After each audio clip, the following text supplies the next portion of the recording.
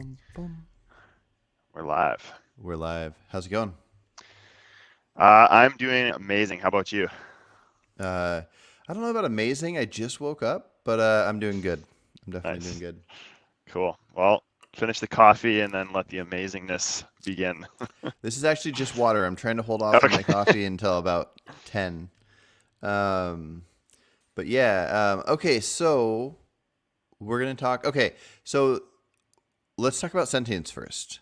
Okay. I have. I feel awkward about this conversation because I think it's going. It's not going to go bad. I'm just going to look like I have no idea what I'm talking about because I know I don't.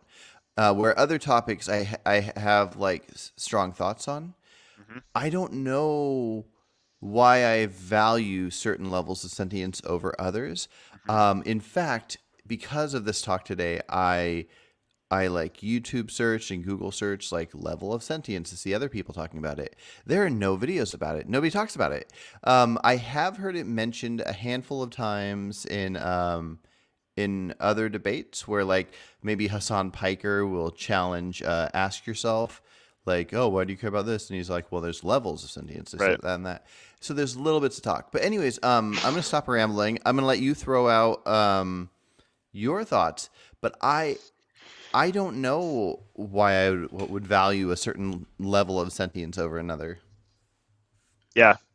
Um, I'm probably mostly in the same boat where there are certain things that I value more than other things, and I've thought about it a little bit, and I think that there's certain like sentience itself is probably not the thing that I value. It's more like the very common things that are entailed by sentience, like ability to feel pain, like ability to have a high quality life, um, ability to like think and process and like that sort of stuff.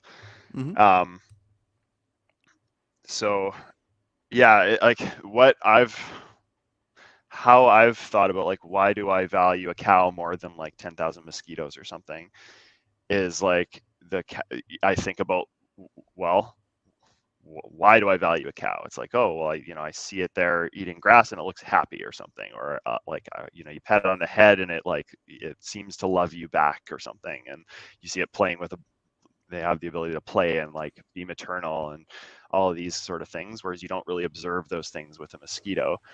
That's a Mm-hmm. very like human centric way of looking at it, because like what about fish? Do fish like are they maternal? Like I don't know, with their like little schools. Like I don't they certainly don't observe them having those traits.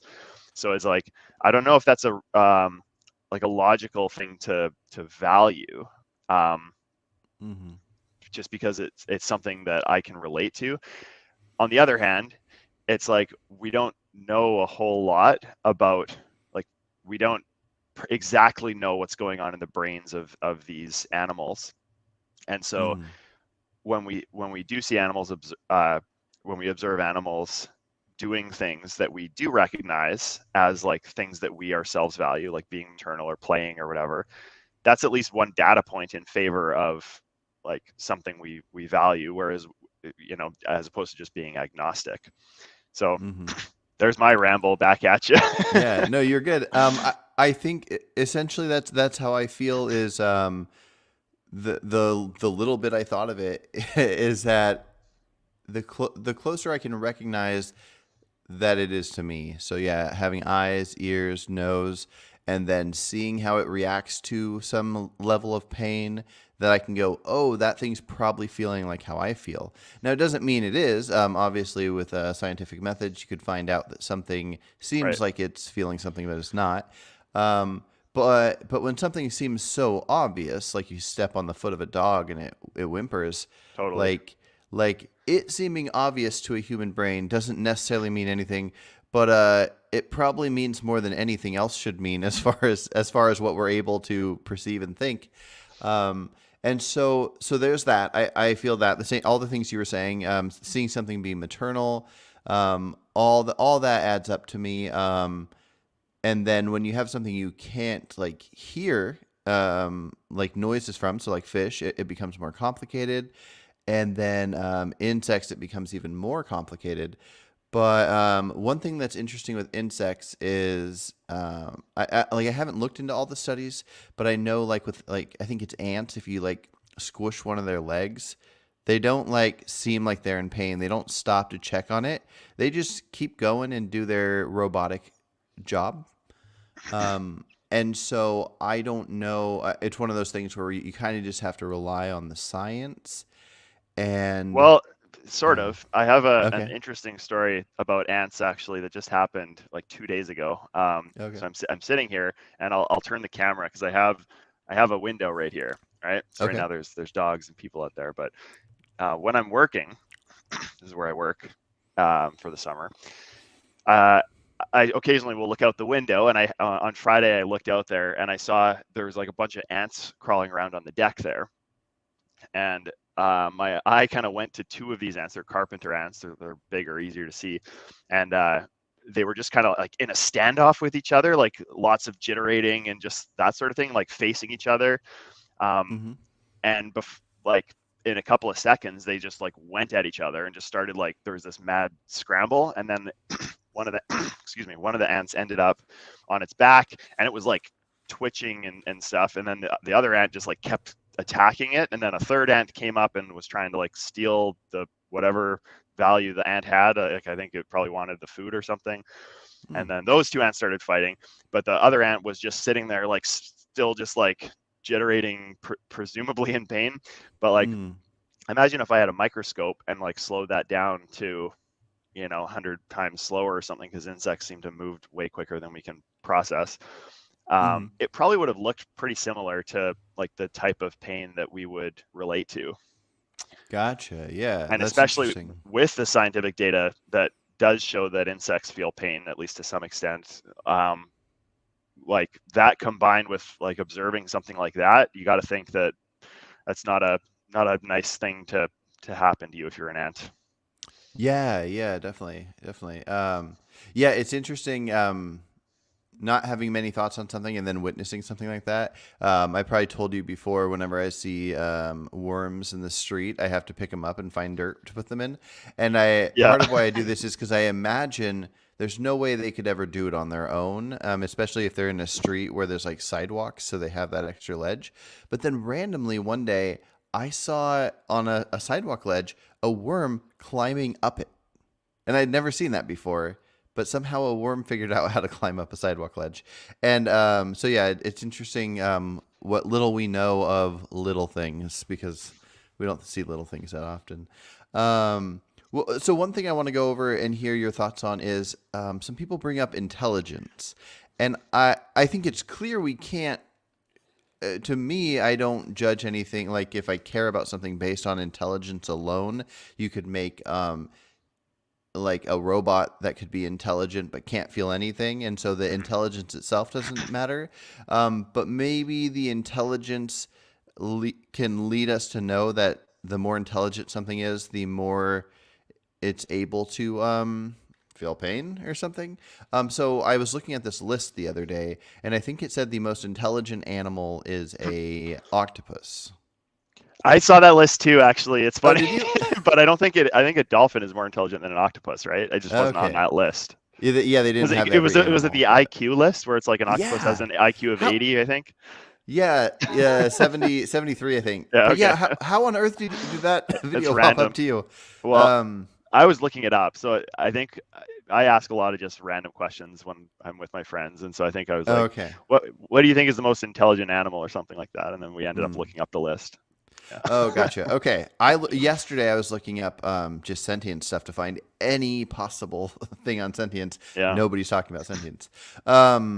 But yeah, so do you think okay, and then let's see. So it was an IQ thing, and so it was saying your average human, maybe average, was 100 IQ, where the octopus was like 73.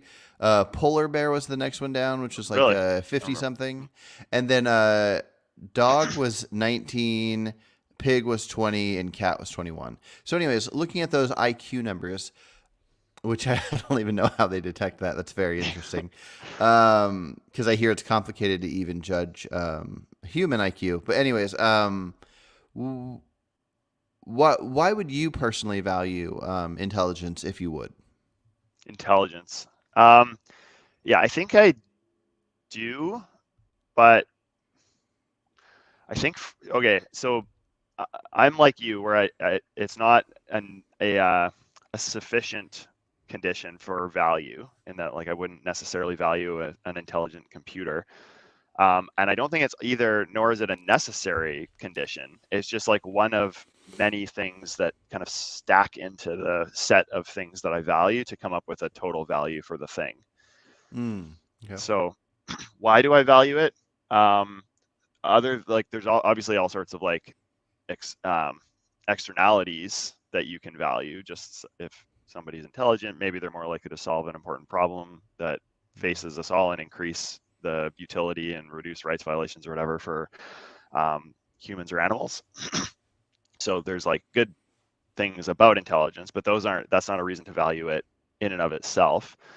Um, I think it's just like it's just a thing that I value. I don't know. It might just bottom out literally there of just like, because I think for myself, I would.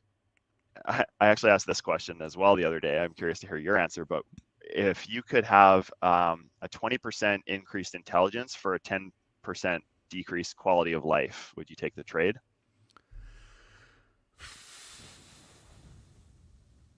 I would have to know what the decrease looks like.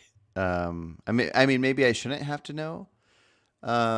If it was just like 20% of everything just went down, like 20% of strength, 20% It's even of 10%, I energy. said. Oh, So 20, 10%, yeah. 10% of energy.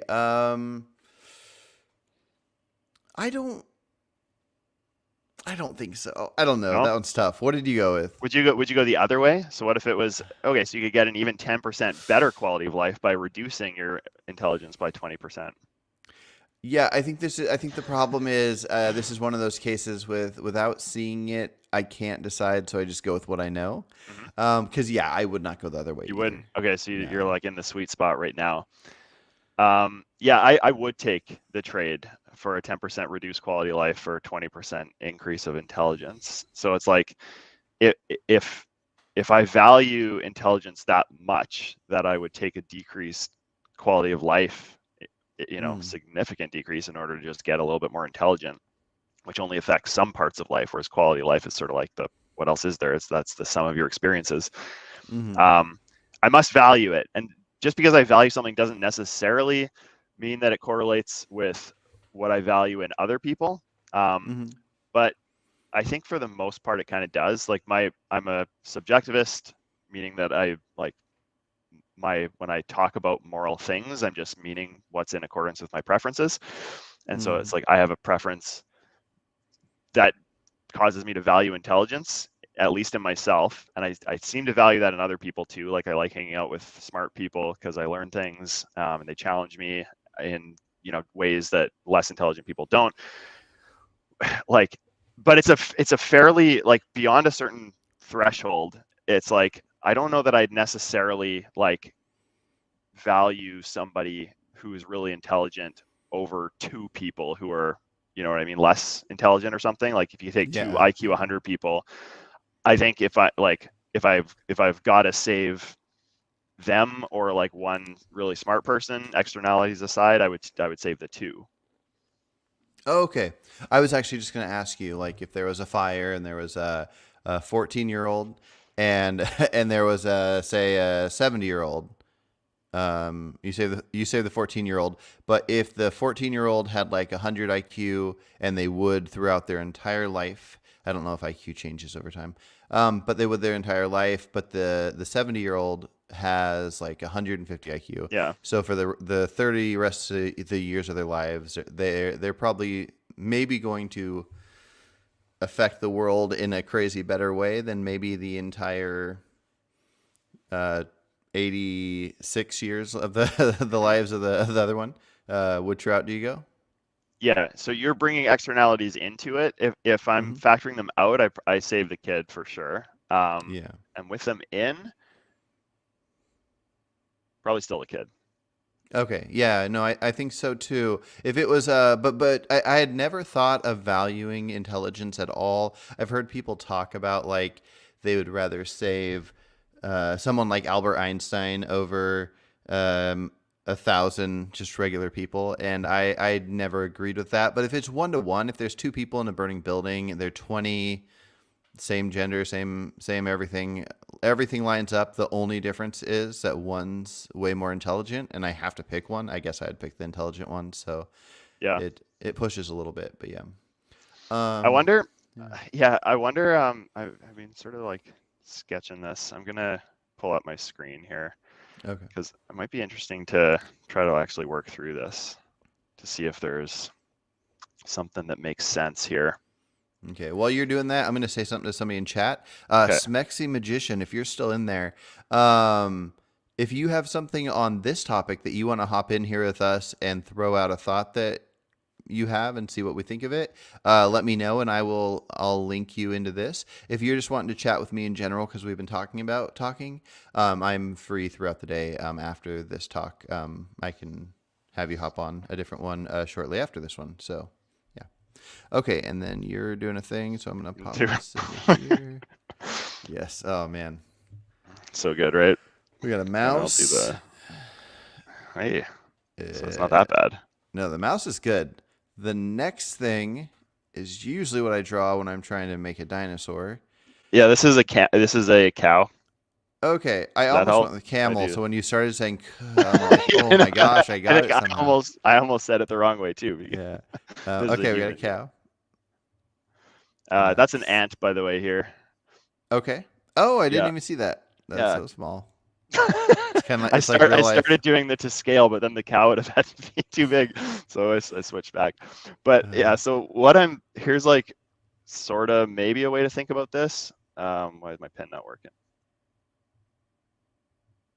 Oh, it's freezing on me. Let's see, what can I do about that? Yeah, my screen froze. Well, maybe while I wait for it to oh yeah, there we go. So okay, still jumping around. Okay.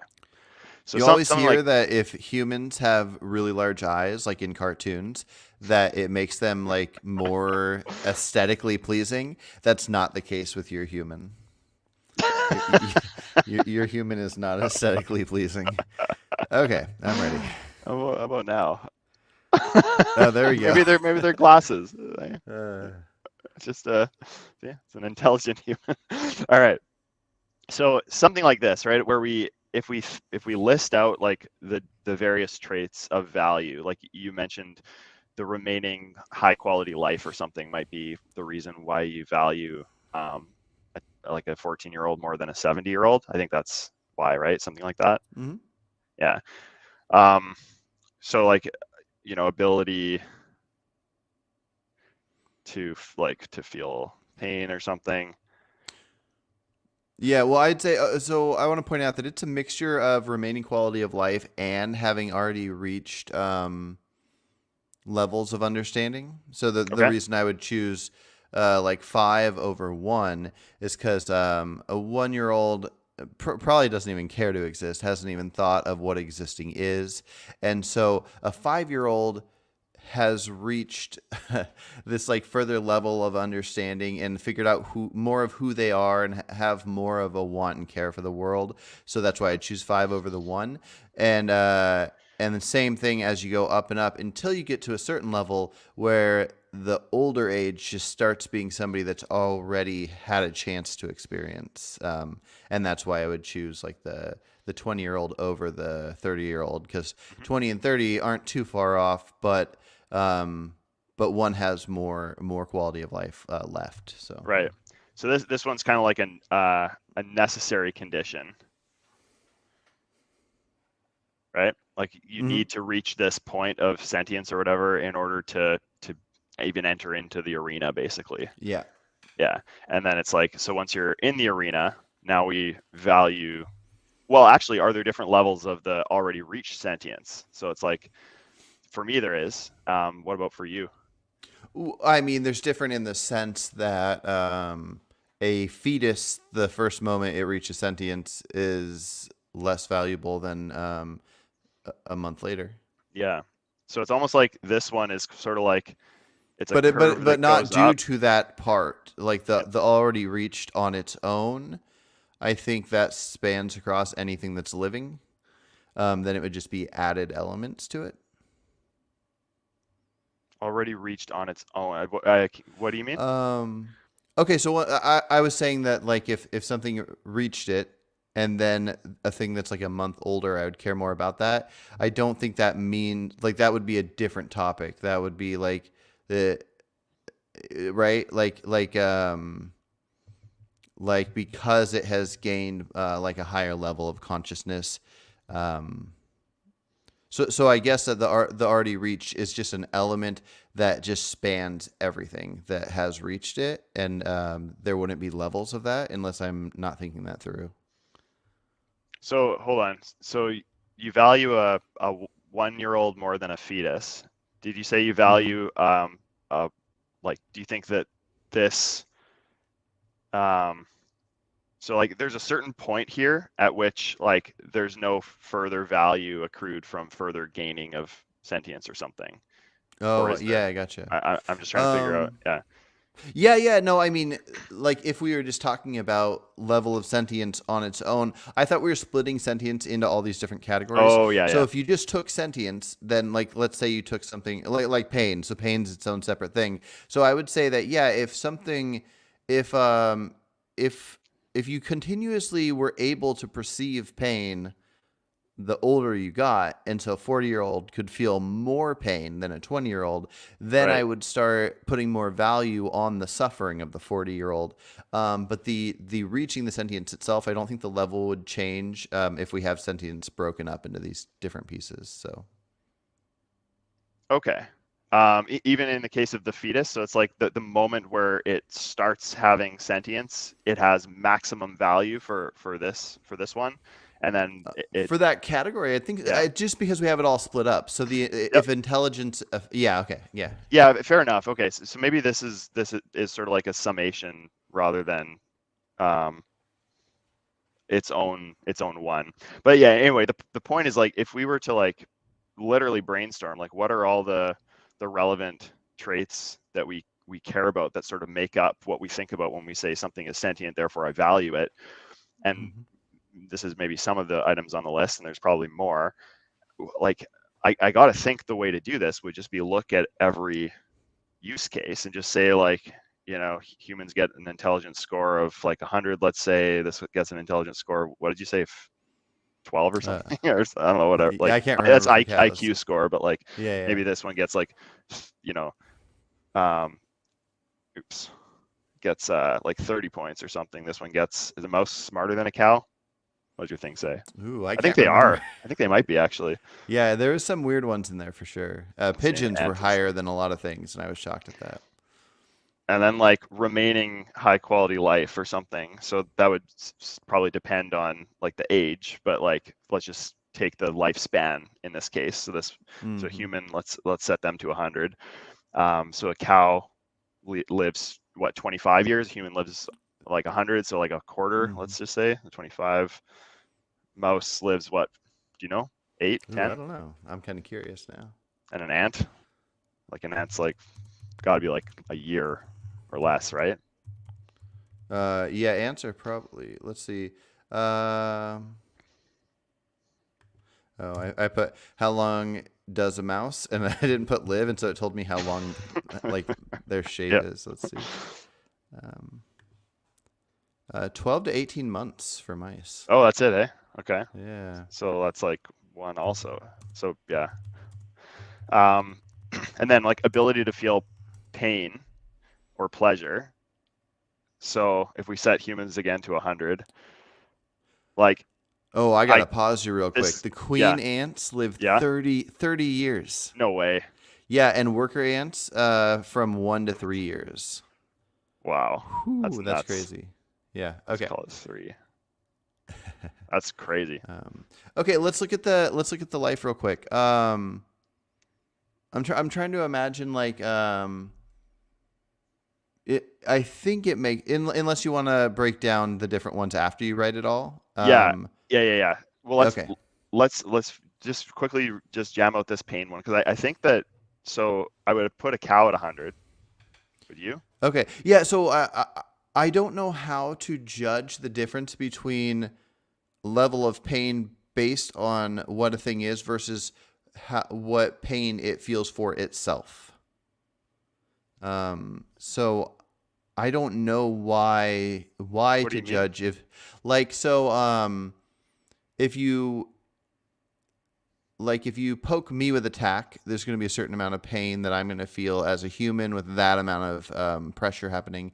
But if you poke like a mouse with a tack, or I guess if you take a tack small enough that it's the same, it's okay. If you stab me with a knife, and then I'm going to feel a certain amount of pain. But if you scale that knife down to the size that would be equal to stabbing like a rat, Hmm. oh, is there reason to think that the rat would feel less or more pain than me, like for its own feelings? Yeah, there might be research on this because if we're able to, just as an example, like I know some of the experiments around pain, they observe behavior and they observe some of them observe like brain states and stuff like that. But I think the behavior one is the biggest one. And so they'll like, I know the way they've done this with fish is they use like they inject the fish with a certain like painful toxin or something, and then they see what the fish does. And like fish left to their own devices will go to the tank that has like all the toys in it, but the ones that are injected with pain don't don't really care. They just like they're just not concerned with toys right now because they're in pain. So that there's a behavior Mm. change. But then if they put like the the antidote or whatever to the poison in the tank without the toys, the fish that were injected with the poison will go into that tank. So there's stuff like Yes. behavioral stuff like that. So maybe you could scale down like the amount of poison and see like, well, if you inject the fish with like even a tiny amount of poison, like they're so sensitive to pain, you know what I mean? That like they, even at that point, the behavior changes. Whereas a human maybe just goes when they're when they you probably couldn't ethically do, I would argue you can't ethically do this with animals either, but like you're never going to get an experiment like that with humans, but you could Mm. certainly compare it against like mice or something, in terms of how they respond to similar like pain amounts and poison thresholds and stuff like that. Mhm. So there's probably, I would I would guess that there's probably some research out there that that hypothesizes at least certain animals experience like being able to experience like relating their pain to something we'd understand in terms of they feel it more, they're more sensitive to pain or less, but I don't know the Yeah. answer. Yeah, like if you took, I think they've done some things where they've hooked up electroid things to guys to show them what it's like to give birth. And so if we had like a level of, okay, so we know that that's a certain amount of pain, and then we can make a scale of all the human levels of pain. It'd be interesting if we could like know without doing inhumane studies on them, like what action to a cow is going to make it feel a certain amount of pain. And is there a level that is just the highest level for each animal? Is every animal's highest level the same? They all have a highest for them, Right. therefore like even if we could detect it was less for for what they feel, it's the same.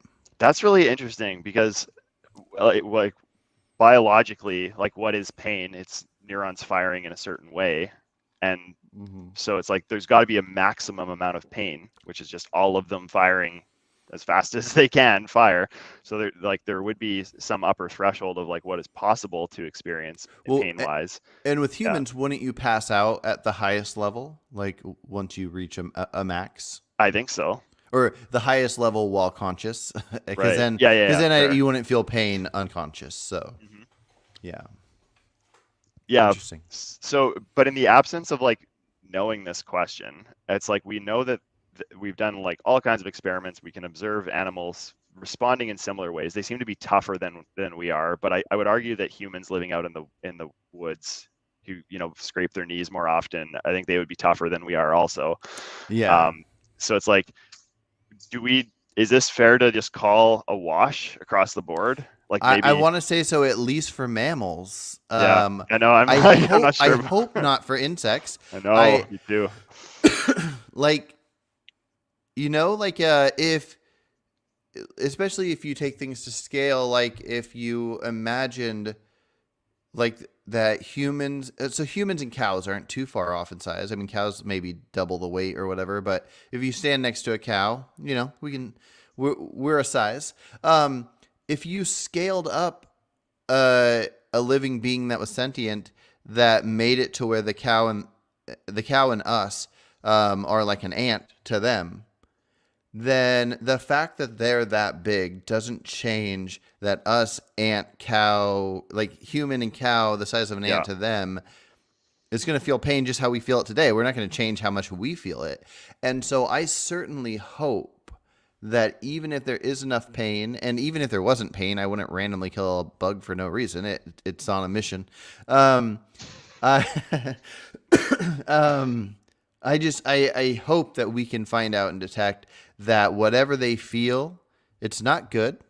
We shouldn't harm them for no reason, but they don't feel the way we do. Because if they Yeah. do, My gut is that they don't also, but like I'm yeah, because I'm open to having like seeing something research wise that changes this, and I hope it does come out. But like, what if we put them at like a 5 or something, right? Like some significantly lower number, in because like yeah, maybe it's like, you know, I don't know, maybe I'm picturing just like this my state of mind when like I had an appendix operation, and when I was hmm like I was on all sorts of drugs coming out of that or whatever when I was put under, but like that reduce pain. But I'm just like, even if the pain reduction part wasn't there, my brain state was just so like warped that like I don't think I was sort of at like that lower level of sentience almost, I feel. And it's like, so I feel like pain would have been numbed just because I wasn't thinking clearly.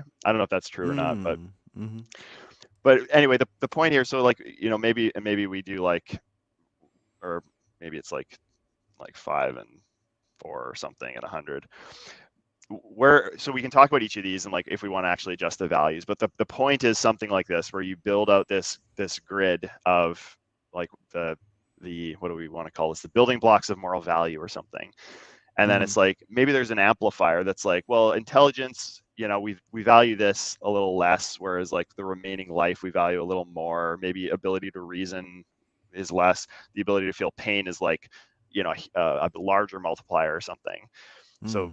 we weight like the different traits, and then maybe they're not all linear also. It's like maybe there's like a more complicated function, like ability to feel pain. It's like, or maybe we'll use a different example, like the remaining life one, for example. It's like maybe if it's below like a certain, like maybe you want to make it a logarithmic function or something, because it's like, do you value, when you compare like a flea that lives a day to like a fish fly or something who lives 2 days, it's like if you're comparing it against humans, they both seem inconsequential, but like when you're comparing Mm-hmm. them against each other, one is like literally twice as much as the other. So it's like, I think the difference between a flea and a fish fly in terms of the amount of value I assign to the remaining high quality life is different than a human that lives one extra day. Like I think that's Mm-hmm. pretty much a wash. So maybe there's like some function that goes into this weighting. But you get some, anyways, the point is you get like some calculation, and then you can plug that into like a specific. So it's like there's a mentally disabled 14-year-old or something who has a condition where they don't feel pain or something like that, right? And you can plug Mm-hmm. in all of these values and see, it's like, hey, is that consistent with how I would actually value this person? And then maybe Mm. you're off in some ways, you go back to your drawing board. But I think this is like the way to do this. Well, okay. One thing I'm curious about, your thoughts on: does the feeling of pain affect if you value something existing or not? Because I don't think it does. The feeling of pain just lets me know that I think we shouldn't violate the negative rights to feel pain. But if you were going to snap one thing out of existence or another, their Mm. capability of feeling pain, I don't even think I'd put them on that list. Yeah, I said pain pleasure, but they probably could be separated out, because I think it's at least logically possible that you could feel pleasure but not pain. Well, I don't think I would factor either of those, the level of Oh feeling yeah. pain or pleasure, as far as if they were like, would that make me think that they should exist more than another? Oh, well, okay. So I guess, yeah, it depends on the question we're asking. Because if the question we're asking is this being worthy of like moral consideration? Hmm. Yeah. So if you have you said a 14-year-old that was unable to feel pain, and then you had a 14-year-old that was able to feel pain, or let's see, yeah, let's just say that for right now. So everything else is the same, and you're deciding who to save in Yeah. this building. Honestly, if those were the only details we knew, I think it would be. Yeah. Oh, I don't know. What do you Yeah. think? No, I'm, that's an interesting point because maybe moral consideration is also a relative question. It's like, given what set of circumstances? It's like, Hmm. because maybe they're equal of moral consideration, but um, yeah, like, what is the moral question we're talking about? Like, is it poking them with a knife to a, a Yeah. non-permanently Well. damaging extent, or is it like, because that Mhm. would be worse for the person who can feel pain, even if the damage is the same. But Mhm. the killing entirely seems like it would be equally bad for both. Yeah, like cause me, I have a will to live. I want to listen to so much music. If I all of a sudden couldn't feel any pain for the rest of my life, there would be a couple things that would come into my life. One, I would have more danger because I wouldn't know if my hand's on a stove, and then the other is the other benefit, which is kind of a superpower, is that I just wouldn't feel pain. But it wouldn't change that I want to live as long as I can and do as much of the things I love as I can. So if Hmm. I was snapped out, the snapping out, I think I would be just as pissed about. And so I just don't think it affects the how we value something living or not. So like if we were going to be talking about something like rodenticides or pesticides, then I guess that's just the suffering element. So if you had if somebody was going to kill rodents with rodenticide, then I would value how much pain they have. But but if they were going to Right. just shoot them and end their lives, then that would just be a whole different story. So So. is there like, so which way is it? I think there's two ways to look at this. One way is like, what are all the things that are worthy of moral consideration? And then it's like, okay, you've earned moral consideration, and now we just like apply the situation to you based on how bad it is for you, essentially. And so that would solve the painless child versus the pain child, because like equal moral consideration, but the situation of stabbing is just worse for one. So they have equal consideration, but it's just worse for one. So we'd opt to stab Mm. the pain one. Or it's like, is the moral consideration like the static number or something? You know what I mean? Like, uh, or sorry, or does the moral consideration just change given the scenario? It's like, do we need the scenario first? It's like, okay, we're going to poison someone or stab someone or something. Okay, now Mm-hmm. for this scenario, what are all the things that are relevant to the moral consideration? And then Mm. maybe the blind, deaf, pain person who can't experience pain, maybe it's like stabbing is not even a relevant thing to them. So it's like Mm-hmm. they're the same as a rock in the, like, I don't know if that would be true, but like in the Like if example, you right? knew the stabbing wouldn't lead to internal bleeding or whatever. Yeah, yeah.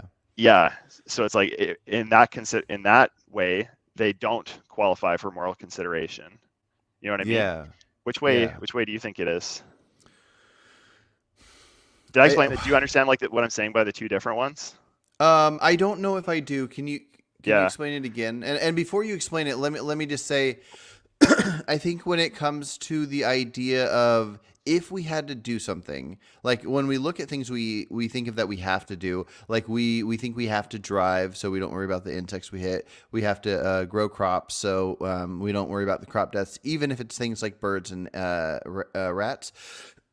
So I was going to say when we look at things we have to do, if we're taking the life from something, then I would for that element, I would only factor in if I thought that thing cared to exist. If we were going to make that thing suffer, then I would factor in how much that thing does suffer. So the reason I wouldn't care as much about insects is hoping that insects don't suffer as much as other animals. So that's the only thing that comes into the suffering element is how much can this thing suffer. But yeah, so go ahead and explain That's it again. well, that can't be the only relevant one because Well, I don't think intelligence, at least yet to me, that fits into either of those. And I don't yeah, know maybe not. if the how long something would live would fit in either. For some reason, it does with humans, and maybe I just haven't thought it through. But if a turtle that can live 200 years can feel the same amount of pain as, say, a rat that lives 3 years, Hmm. I don't know if they feel the same amount of pain and they both have the exact same will to live. I don't know. I haven't really thought it through too much, but I don't know if I do factor in the how long it would naturally live. But well, don't you in the child example, like the 14-year-old versus the I 70? do, and so maybe I should with the animals. I just um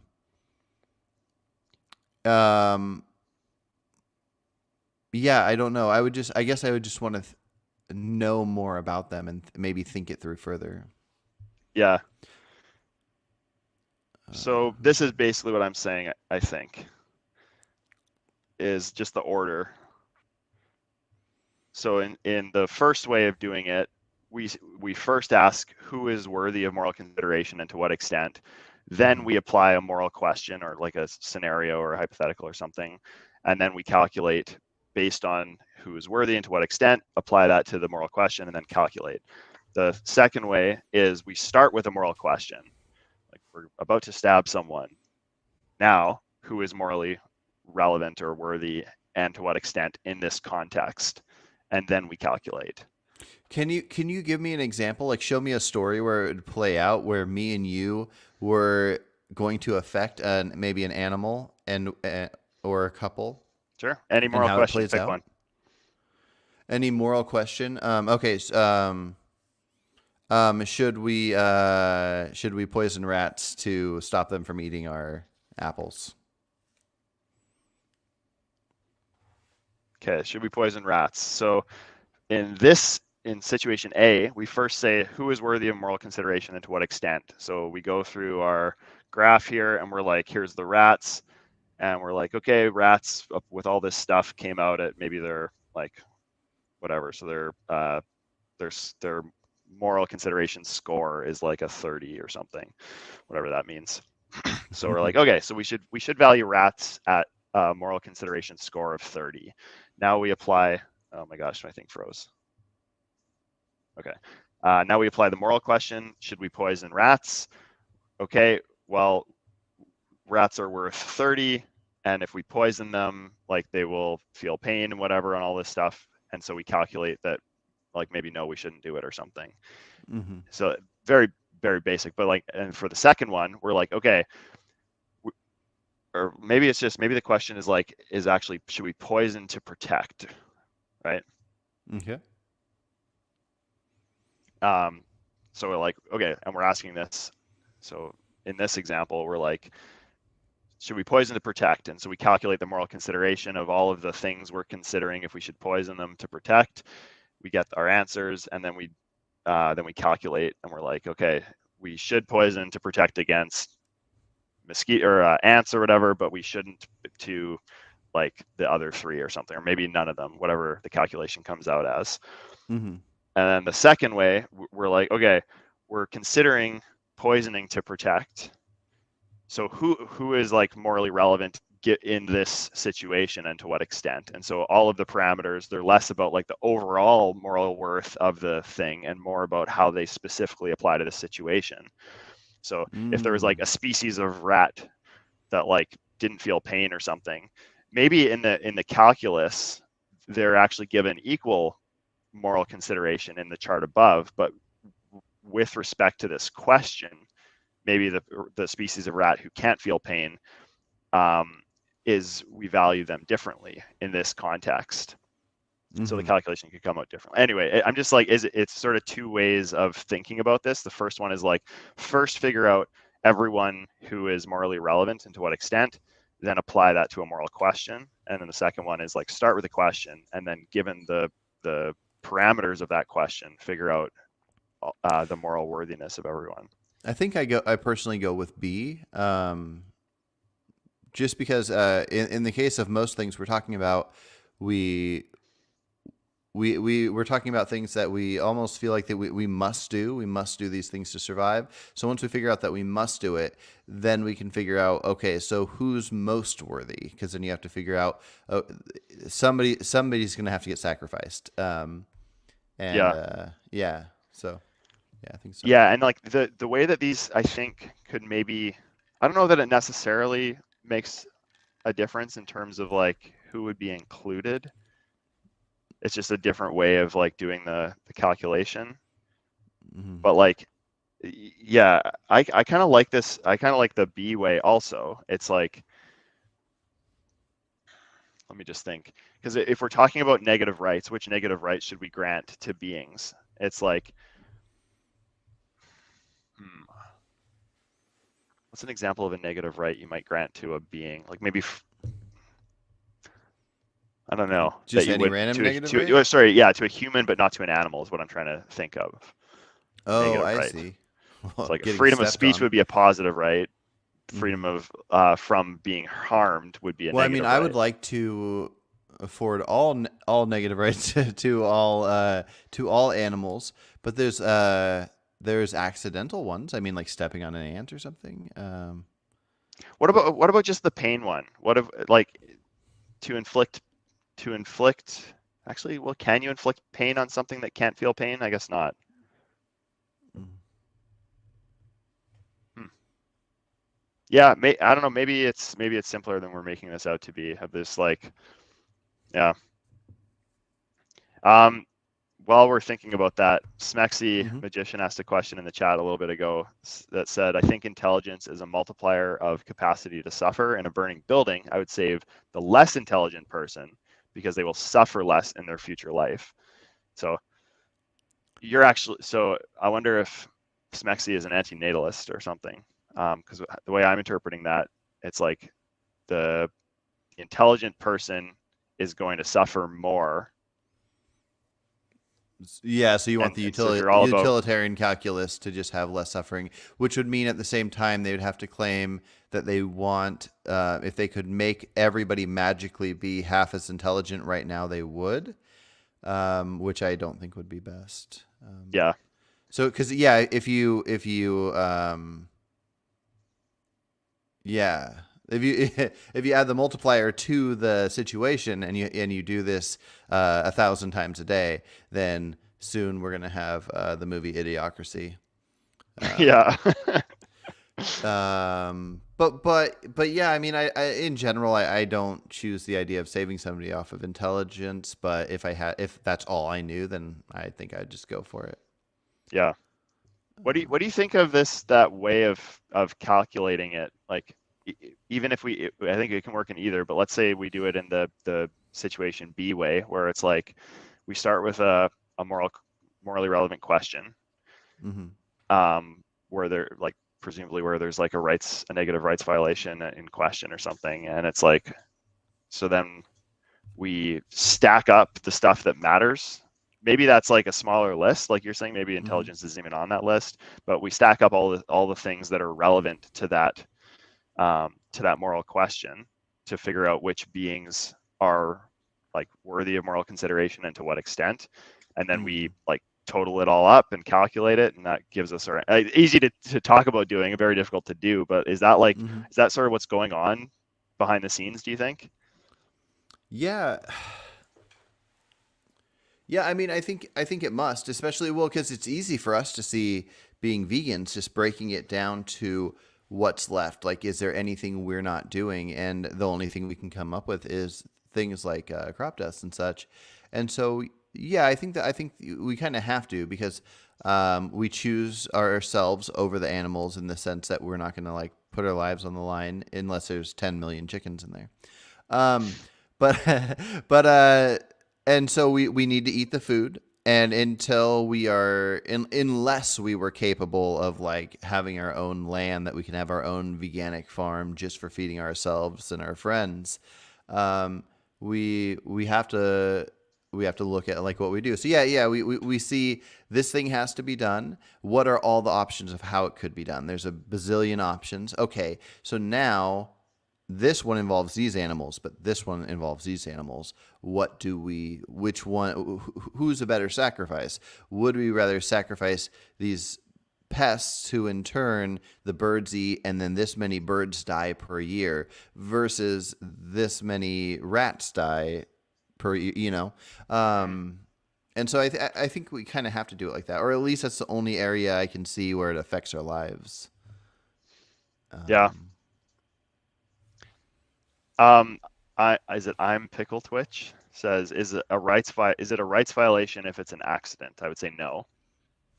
You? yeah. If I would say no. Um, yeah.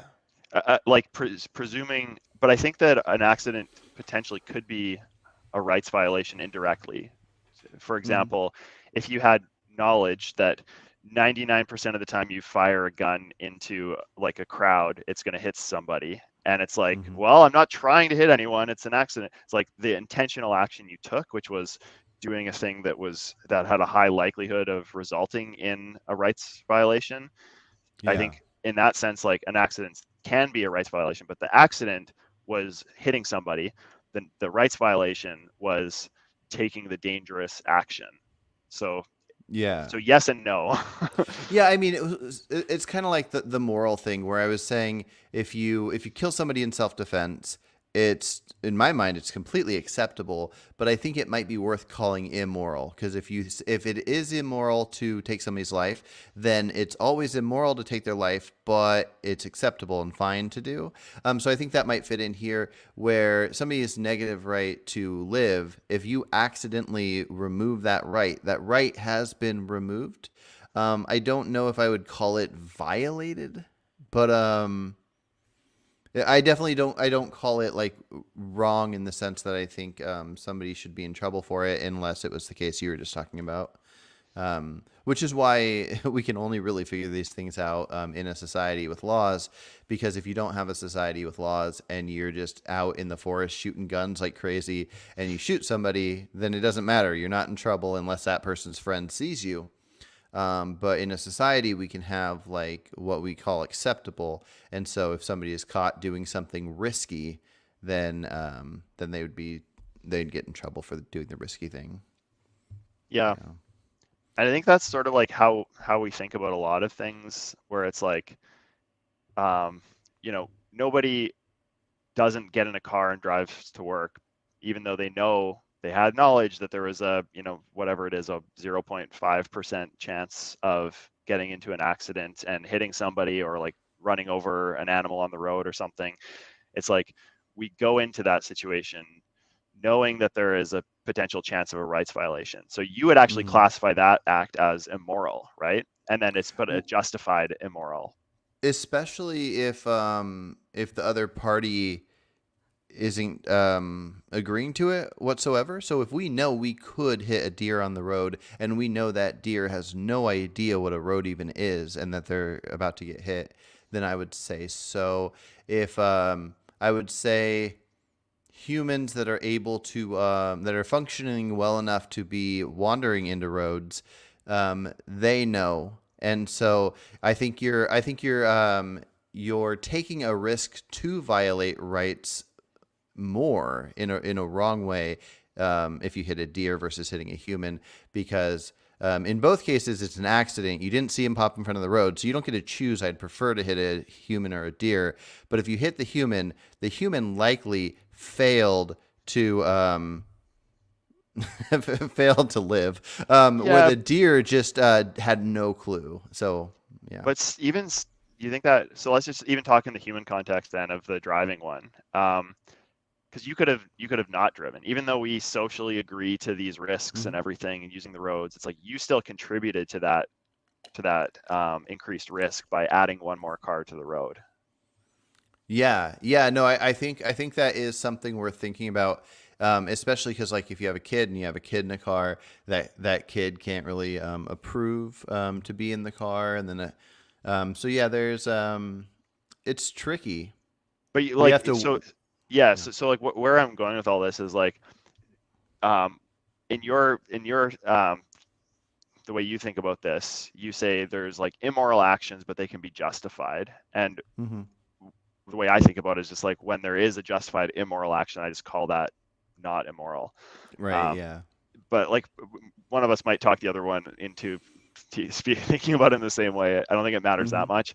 Yeah. Um, but like there's things that we do in our day-to-day lives where we know that there's a risk of violating others' rights or causing harm, humans and animals, and we all think that it's fine to do those things. Like nobody's trying to say. I don't think anybody anywhere is trying to say that everyone needs to be completely perfect in this regard. That's sort of like that slave consequentialism, or you could do a rights version of that, like a slave rights, negative rights violation abolitionist or something, where it's like every minute of every day you need to be optimizing like your impact on and risking. Oh, I just got a refresh thing. Is that we still here? Yeah, we're still here. Yeah. Um, Yeah. but You I don't think slowed anyone down is for like a second, but I can realistically hear you. suggesting that that is okay. Um, yeah, it seems like we had a bit of lag there. Hopefully we're back. It seems like nobody Hmm. thinks that way. And so everyone as like a baseline, it accepts that there's some degree of like selfishness that is allowed for to a certain threshold or something, where it's like nobody expects you to donate all your money to charity and spend all your time helping those less fortunate. Nobody expects you not to use sidewalks because you might step on a bug. Nobody expects you not to use roads because you might hit a human. We accept these things, and it's like when that risk gets above a certain threshold, like hunting in a well, hunting is probably always bad, but target practice with a gun in a crowd in a place where there's a school nearby or something, Hmm. we'd probably say that risk is unacceptable. And so it's Yeah. like even though it's accidental and unintentional the same way that those other things are, it's like it crosses the threshold, right? Hmm. Yeah. Yeah. There's so many things popped into my head while you were just talking, especially one where there's a future where we would actually care about stepping on ants, and I think I figured one out. But I didn't want to. I agree with everything you said. I just maybe I missed it if there was a question for me. Was there a question? Um, no, I guess I'm just trying to, Okay. from the ground up, just think about like what what sort of things do we care about, and um, Mm. so we accept that we don't need to be a slave consequentialist or a slave like negative rights abolitionist. There's probably better a word for it. Um, and so the What do you mean? disagreement, What do you mean by that? a slave consequentialist, it's like Hmm. you're morally obligated to spend all of your time increasing utility, Oh, basically. oh, I see. Okay, gotcha. Yeah. Yeah, so like I don't want that for myself, but I do want there to be some sort of an obligation to on me, to not like violate others' rights, or even I think there should be a threshold for harm as well. Hmm. That would be much higher. So Would harm not fit into someone's negative rights? not necessarily. Like just a right to not be harmed. Yeah, like I, I, there I I think always think of that as negative right. yeah, if I'm doing it directly, if an action I'm causing directly. But I'm even Mm. saying like if I'm doing something with the knowledge that it's increasing the likelihood that I cause a negative rights violation, Mm-hmm. like I think that needs to be considered also. We talk about just like yeah, doing negative rights violations are bad. I'm saying doing something with the knowledge that it's increasing the likelihood that you cause a negative rights violation is also bad. Mm. Did you have an example? Um, well, the driving one I think is an example. Oh, okay. There we go. Yeah. No, that's a good one. Okay. Yeah, So yeah. No, by it's driving, I'm increasing the likelihood that I'm going to have to make a decision of like swerving out of the way where I hit a pedestrian or to hmm avoid like hitting the car in front of me or something, right? Like I think that yeah, I think that like that I think those should still be considered a negative okay. rights violation. Do you Yeah. disagree? Um maybe not when we have a system in place where we have roads and we know how it works. Therefore, if which is why you don't get in trouble if like a kid runs out in front of your car, but you clearly couldn't have known or whatever. But I think Yeah, so I that wouldn't like cross my threshold, but probably oh speeding speeding. I in a see. like school zone or something. I'm increasing Yeah. the likelihood beyond the threshold that our society accepts that I'm going to cause an accident and like hit a kid or hmm something.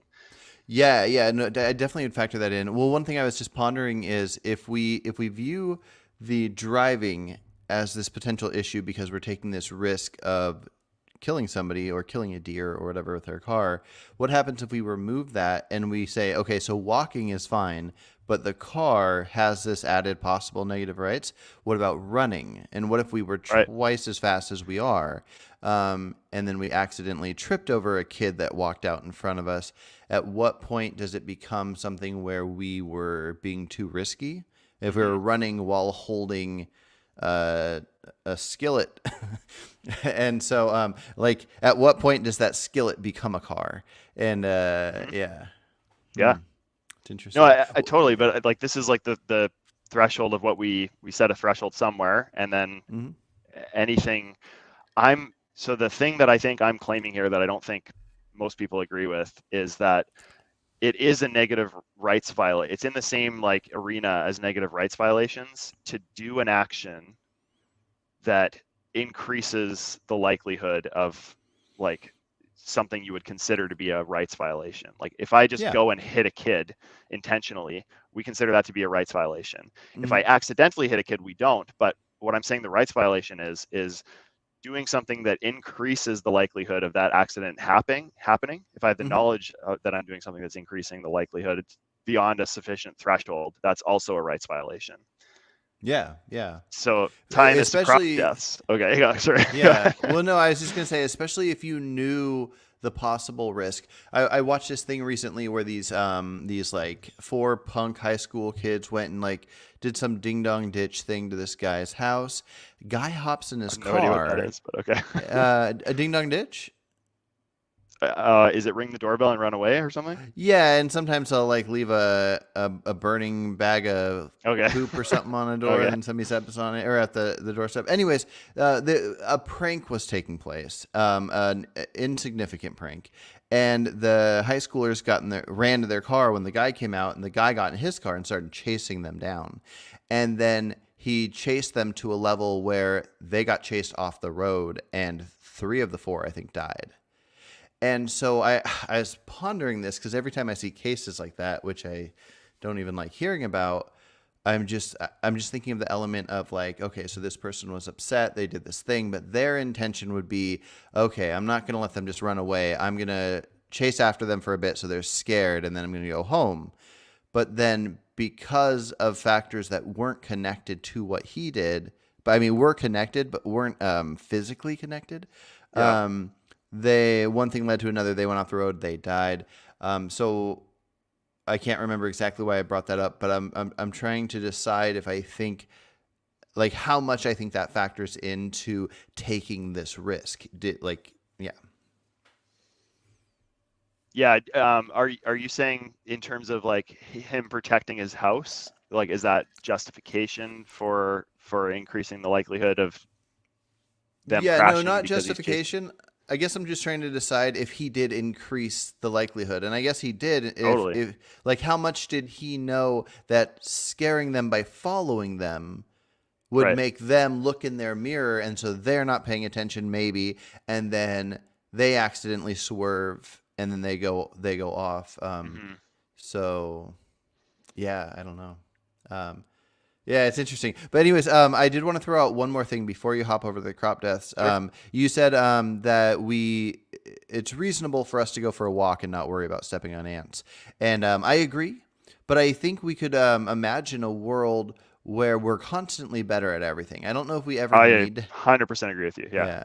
I don't know if we ever need to have that world when it comes to something like ants and walking, but what popped into my mind was if we created something that had a sound or a smell that made ants not be within a certain radius. And so if you had like a city of people, I don't know if our cities of people will look different in the future, if people go into different like tribe like type things. But, anyways, you just had a certain radius and it made it so ants and probably all animals of any kind,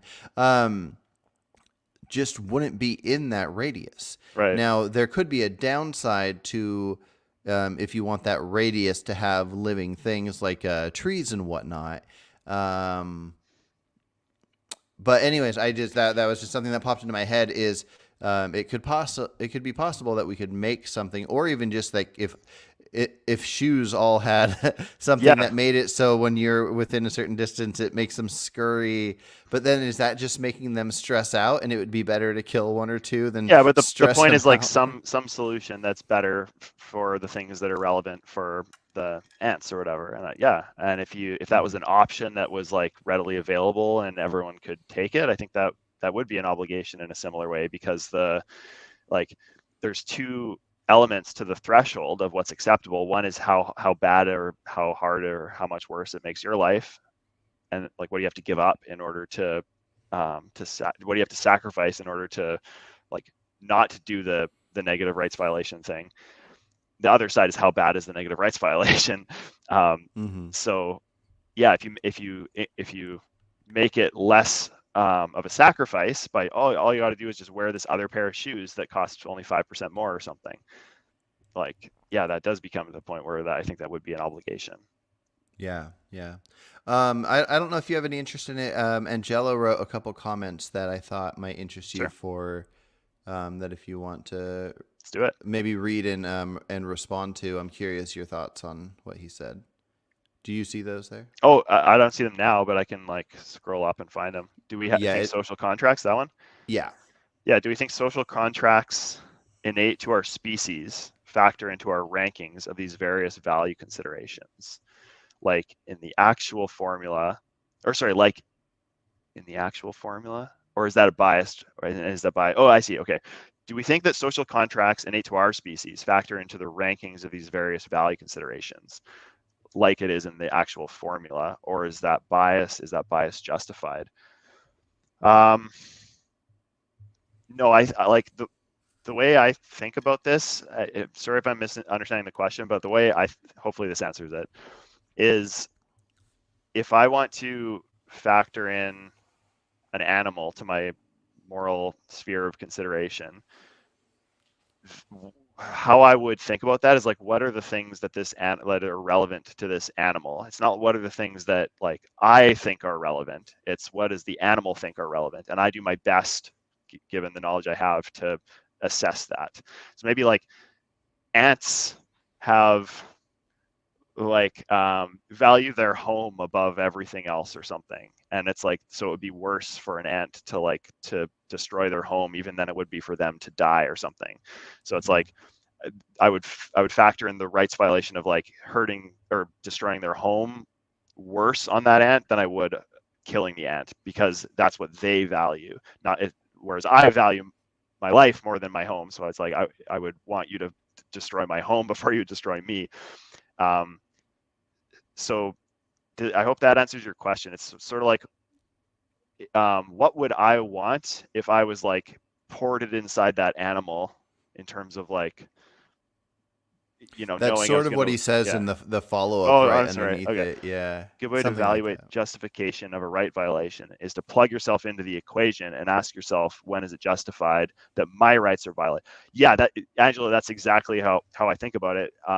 Let me know if this is the way you think about it too, because like rather than plug yourself in, I'd say um, take the consciousness of the cow such that you understand like you're living, that you're going to live the rest of this cow's life or whatever it is, as the cow, but you have for a moment the ability to rationally like process all of the information available and make the decision, knowing that you're going to live the rest of the life in the brain of the cow and in the body of the cow. And so that's when I think about like putting myself in the position of an animal or a victim of any sort. That's sort of like the way I think about it. It's like a moment of rational processing of brain, but knowing with the knowledge that you're going to live the rest of your life in whatever brain state that animal's in. All right. Okay, and then you were going to hop into. I agree with everything you just said, by the way. You were going to hop into crop deaths, and I cut you off. No, that's okay. I think, yeah, so what I was going to say is how this ties into crop deaths is if we grant what I said, that knowledge of increasing the likelihood of a rights violation is a rights violation. If we accept that, I think that does have implications for crop deaths, right? Like we can say, oh, well, it's accidental. Like we're not killing like the mosquitoes, or not mosquitoes, the insects that when we're spraying insecticide on our crops, we're not killing them. We're just protecting our crops, and then like it's not the same. But we are taking an action that we have a high degree of certainty will result in like the killing of those insects by putting it on their food. Basically, our food is their food as well. So yeah. So I And think it's that not would even be just a high considered. degree. It's not even just like if we were using something like if we had some miracle spray that made your apples grow 10 times as big, so you sprayed them on your apples, but then we knew that there was a likelihood that that spray would harm an animal. It's not even just like that. It's that the spray itself is animal death. Like that's what it's for. And so I think that changes it, but I don't know. Well, Maybe not. yeah, yeah, I think it does also. But let's just say, like for a moment, that you don't care that much about bugs, and that's sort of, I think a lot of us are in that position where it's like, yeah, we're like, even like the most extreme vegans, I think, are like, they're not gonna squish an ant if it's in the house, or a spider or something, or they're gonna like let it out. But they're not going to think too hard about like the trillions of insect deaths in crop protection. And they kind of just like, yeah, well, we need our food and blah, blah, blah. So they don't think too much about it. But like, I feel like if it was actually humans that were eating our crops, we would try harder to find a better way to do it. And there's also Well, what if it wasn't even just humans? What if it was other? Yeah. So hold on. So Okay. I went on a bit Yeah. of a tangent. I meant to come back to it, and then you can go into your thing. So, Yeah, for sure. Because those insects are like low on the food chain, and they get eaten by other things higher up on the food chain. So it's like, even if insects aren't like factoring in too much on your moral consideration calculation, like the bird that eats the insects gets poisoned from it too. So in spraying the insecticide, you're taking an action that you know has a high degree of likelihood of resulting in like you poisoning a bird basically, or something. And so like the rights violation there is taking that action that will result in an increased likelihood of poisoning a bird. Yeah. Oh, I just lost it. Oh yeah. Oh yeah. You said if it was humans trying to eat it, we would view it differently. What if it was not humans and it was just other animals? Like what if and I think this probably does factor it in some cases. But anyways, if instead of insects, it was like deer and beavers and just all kind of random rabbits and stuff that would come to eat stuff. So we spray the not insecticide, but whatever we call it for all these, and then there's just dead deer and rabbit and everything all over the place, and it was like in the billions, like the insects. Are you saying would that hit harder for most vegans? Are you saying? Yeah. I can't even remember what I was trying to say. I just because I know that we would, yeah. So I think it would hit the same way that we normally judge these things, where we would value a human more than any of those, but value those more than insects. Yeah. Um, And to Garland, who's doing the insect hypocrisy thing, like, yeah, we're just using the insect value as like, even if you don't value insects, here's some things to think about. That's like what we were saying. So, um, yeah. Um, yeah. So what do you think about that? Have you ever heard this before, with the, like, considering something to be a rights violation for that reason? Like, what I'm saying is a rights violation is a rights violation, like, is mhm. something that increases the likelihood of a rights violation happening is also a rights violation, Yeah, like no, beyond a I certain think threshold so. or whatever. Yeah.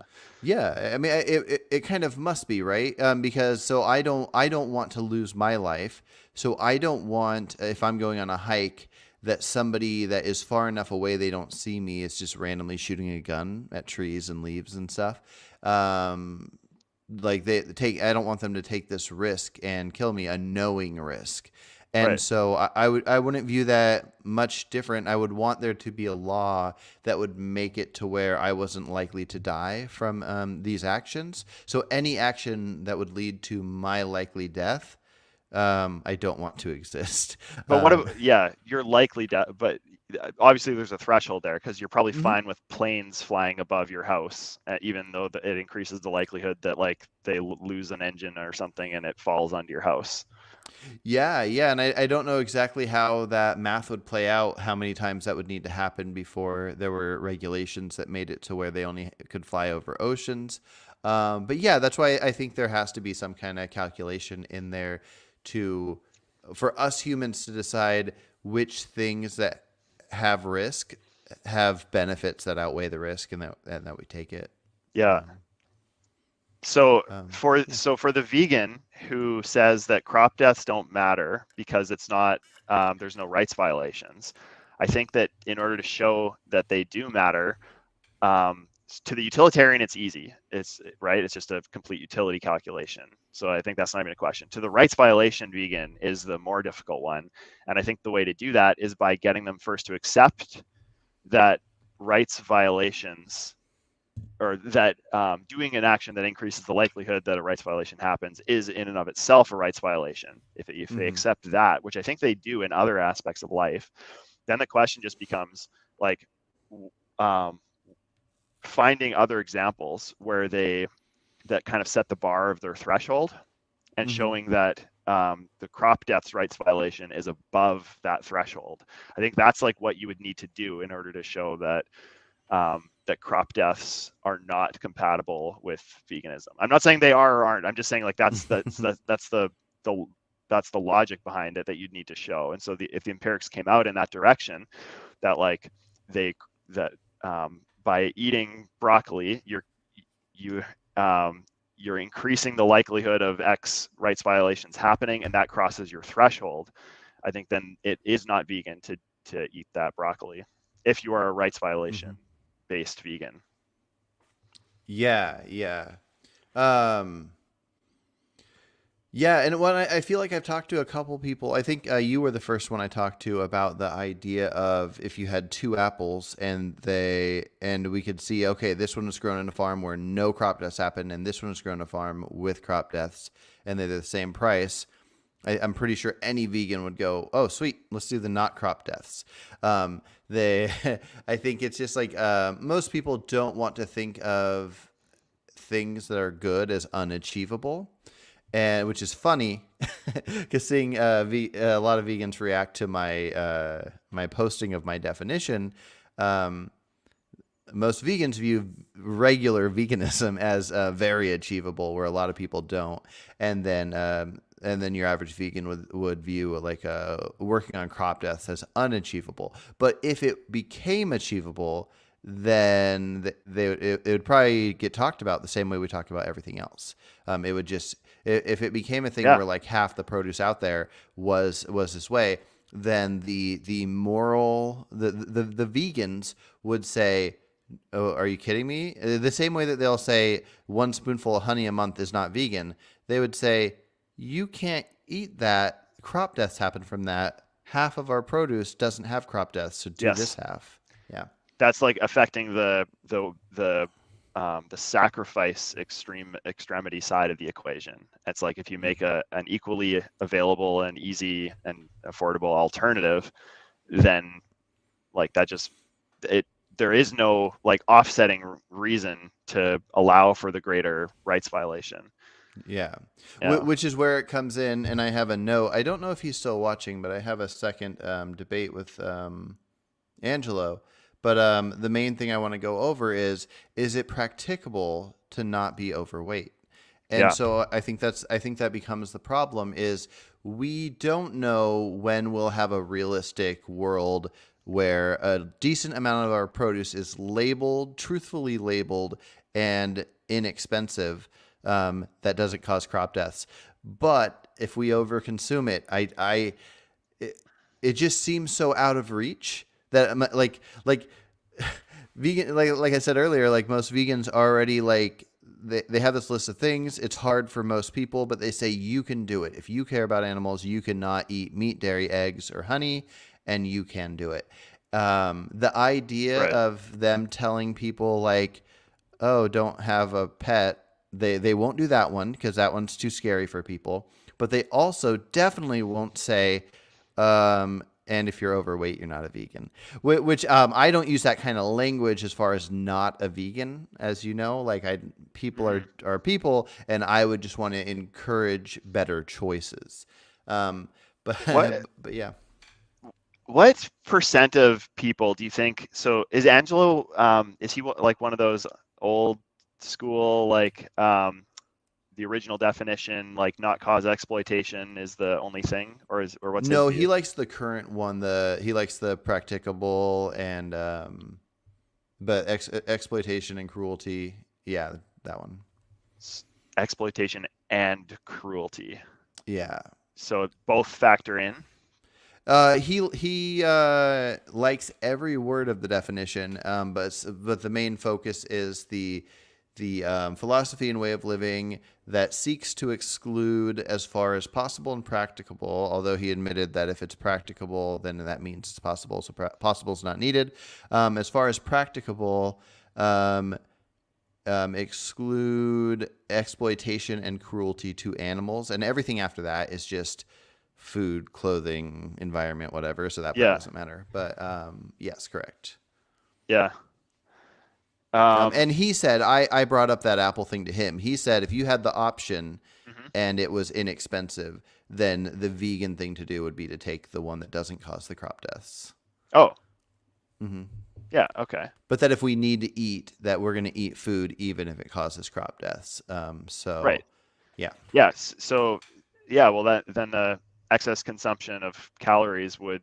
It seems like a natural entailment of that. And I didn't bring that up with him yet, Yeah. and I either am accidentally bringing it up to him right now, Yeah. or I'll bring it up to him when I talk Yeah. to him next I think weekend. he'll agree.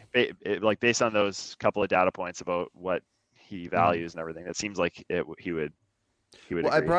I brought up the idea of living in a house that's bigger than you need, and he Mhm. said that there's probably some kind of a calculation for the size of your house, for the amount of people in it, that at some point you can say this excess is causing unneeded harm. Mhm. So he might, yeah. I don't know. I really haven't talked to many people about the excess calories. I've heard. I've heard Alex O'Connor talk a little bit about it, and most people react in a pretty strong negative way to it. Um, Yeah, it's yeah. interesting because like a lot of the like when you hear Joey Carbstrong or something or Earthling Ed talk on the streets, it's all of the arguments are based on like welfare or rights violations. It seems Hmm. right. Like they're about those things. Well, Exploitation is sort of an example of a rights violation, but there's other ones yeah. that they care about too, like killing. Well, they don't view welfare as a rights violation for whatever reason. But yeah, it seems like your average person, like Joey, talks about rights violations Mhm. completely. Yeah. which I think is pretty new. It doesn't matter, but I think that he sort of shifted his view over time, which I think is good as well. I think he used to be more about like talking about the harm Mm-hmm. in his earlier days, and lately I think he's like brushed up on his philosophy a bit, and he's shifted more to Mm-hmm. rights violations as like the mechanism of value. Hmm. And You know what I yeah, think it is?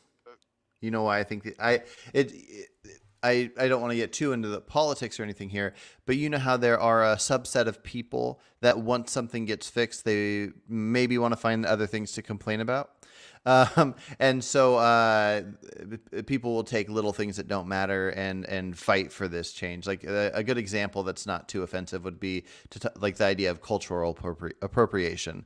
Like the idea that like maybe we have things so good now that we can complain about like what somebody's hair should look like and they can't do hair of somebody else's style. I think most people fit into this idea of they want to do something good. They want to be a savior of some kind. They want to fix things.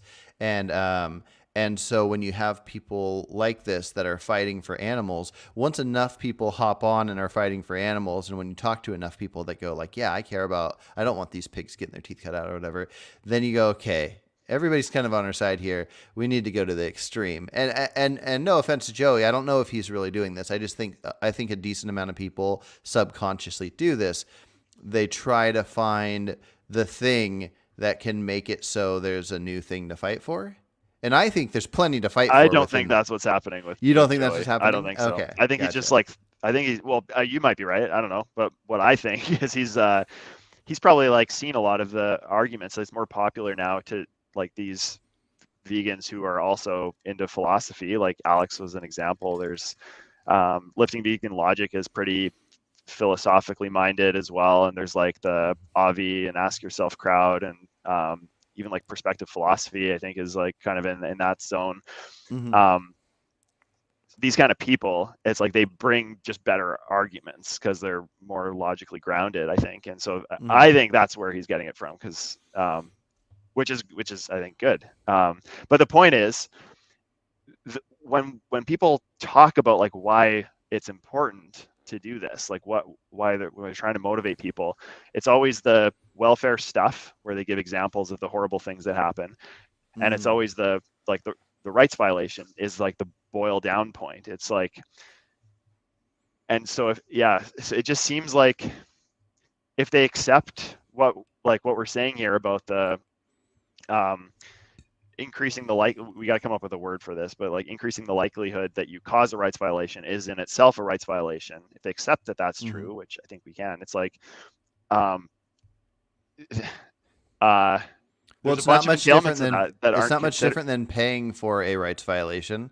You know, like that the human that you're trying to convince to go vegan Actually, is that's putting a it in really demand. good one, because So. when you buy like a chicken or whatever from the store, it's like the chicken's already dead. The bad thing is that it's increasing the likelihood that another batch of chickens or whatever is bred into existence, and blah blah, all these other entailments of like the likelihood thing that happens. So it is Mm-hmm. actually this. You're right. It is the same. It's Yeah. literally the same. So Mm-hmm.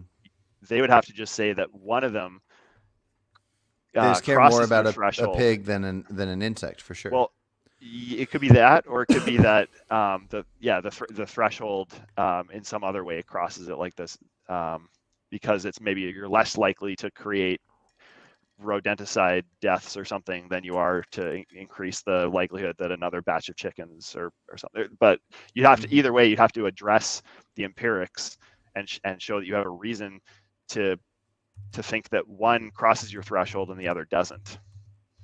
Mm-hmm. Yeah. Yeah. Hmm. Yeah. Yeah. And I think it's just it's weird because again, people don't want the idea of veganism to be too loose. They don't want to let in the 95% Wendy's that might consume like fish or honey or something. But they don't want it to be too hard. So I really think that's what it comes down to. If veganism looks impossible to the point where like obviously plants don't have pain, but now we got to the point where when we try to get our plants, we have to cause pain to something else.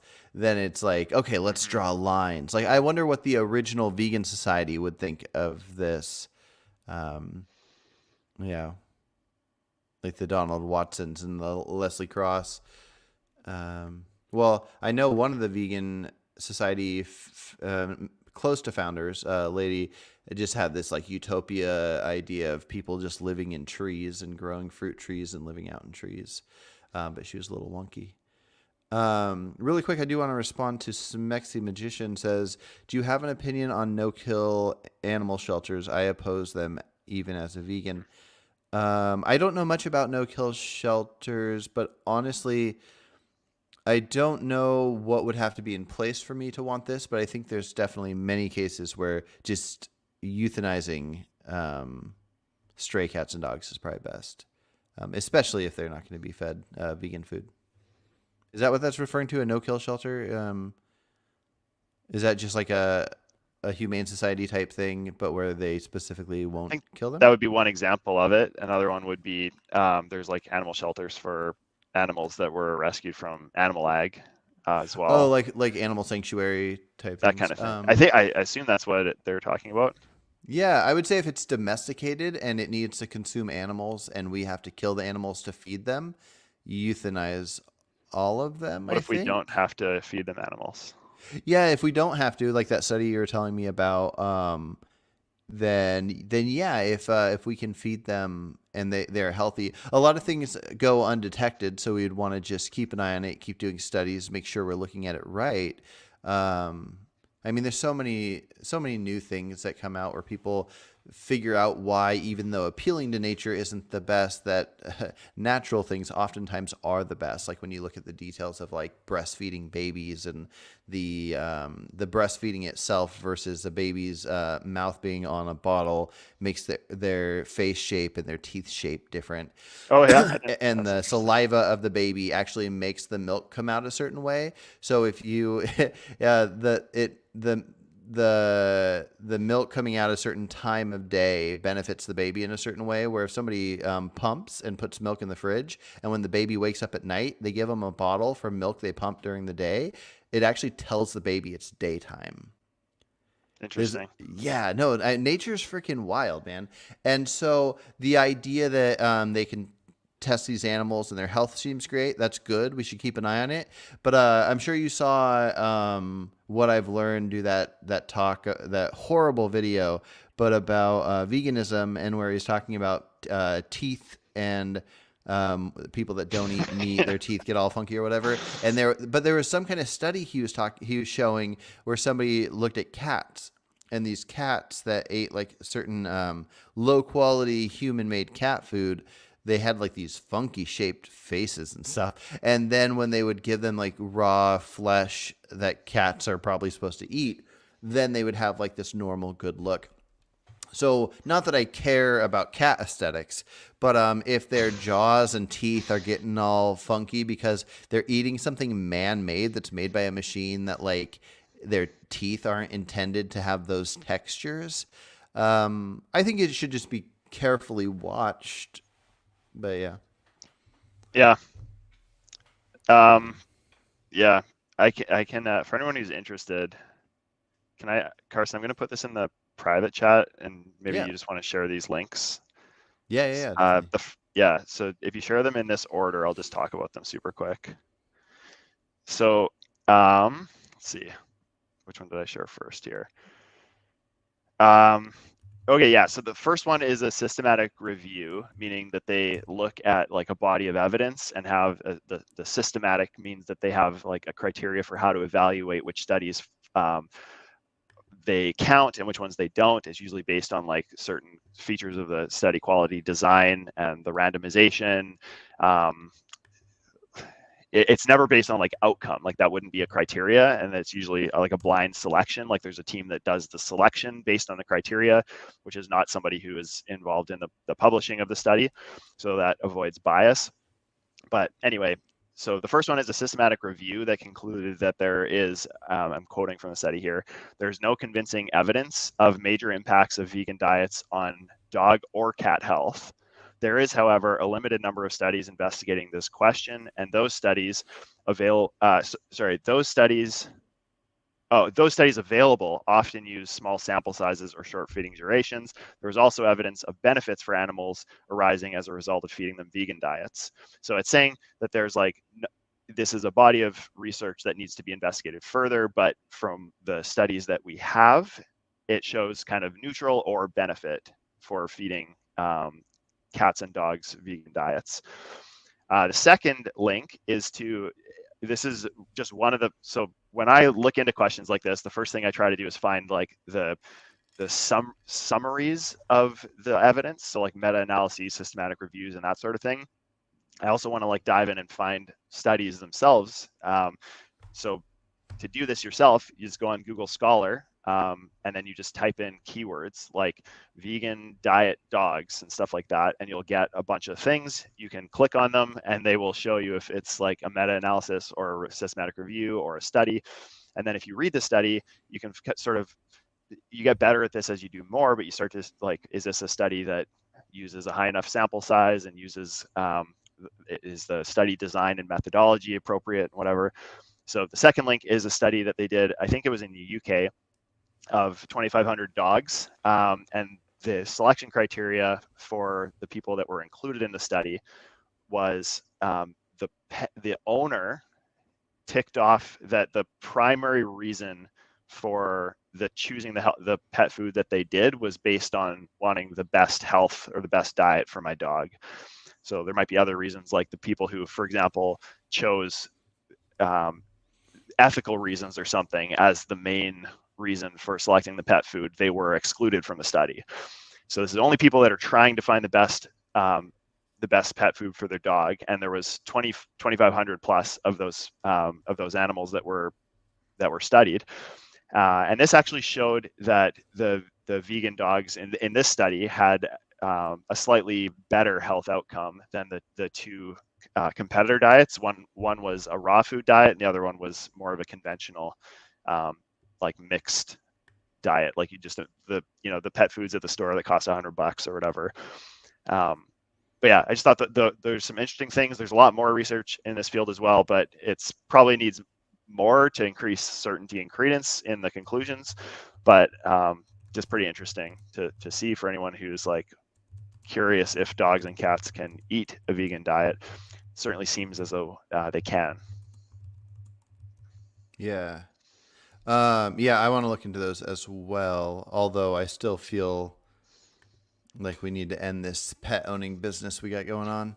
But yeah, hey, this oh, is just like one of those. It's like if people who have dogs and cats at home, so it's like, mhm, what are you going to feed them? That's like, you should, if you're not going to kill them, feed them a vegan diet. mhm. Yeah. Yeah. Yeah, well, until there's lab grown meat, it'd be interesting to see if that would be that with maybe if you need to add taurine to that as well, if that would be more beneficial for them. But yeah, it'd be interesting. It's not a vegan diet; it's a Yeah. True. plant-based diet. True. I'm against pets in general. Yeah, me too. Lewis, I think I'm guessing me and Michael will only be chatting for about 20 minutes or so, but Lewis, if you're up for coming and chatting with me and Michael right now, I can send you a link about crop deaths because I know you just hopped in here and you're one of the only people I know that has specifically stated that you don't think crop deaths are rights violations. So let me know if you want that and I can send you that link in like 5 seconds. The one thing I was going to say, oh, I lost what I was going to say. Well, actually, Smexy Magician, if you want to hop in here too, whoever gets to it first, you or Lewis, to talk about crop deaths, I think that'd be pretty interesting.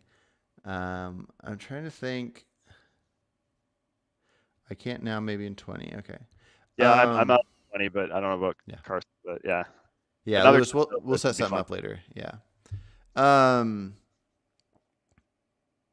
Yeah.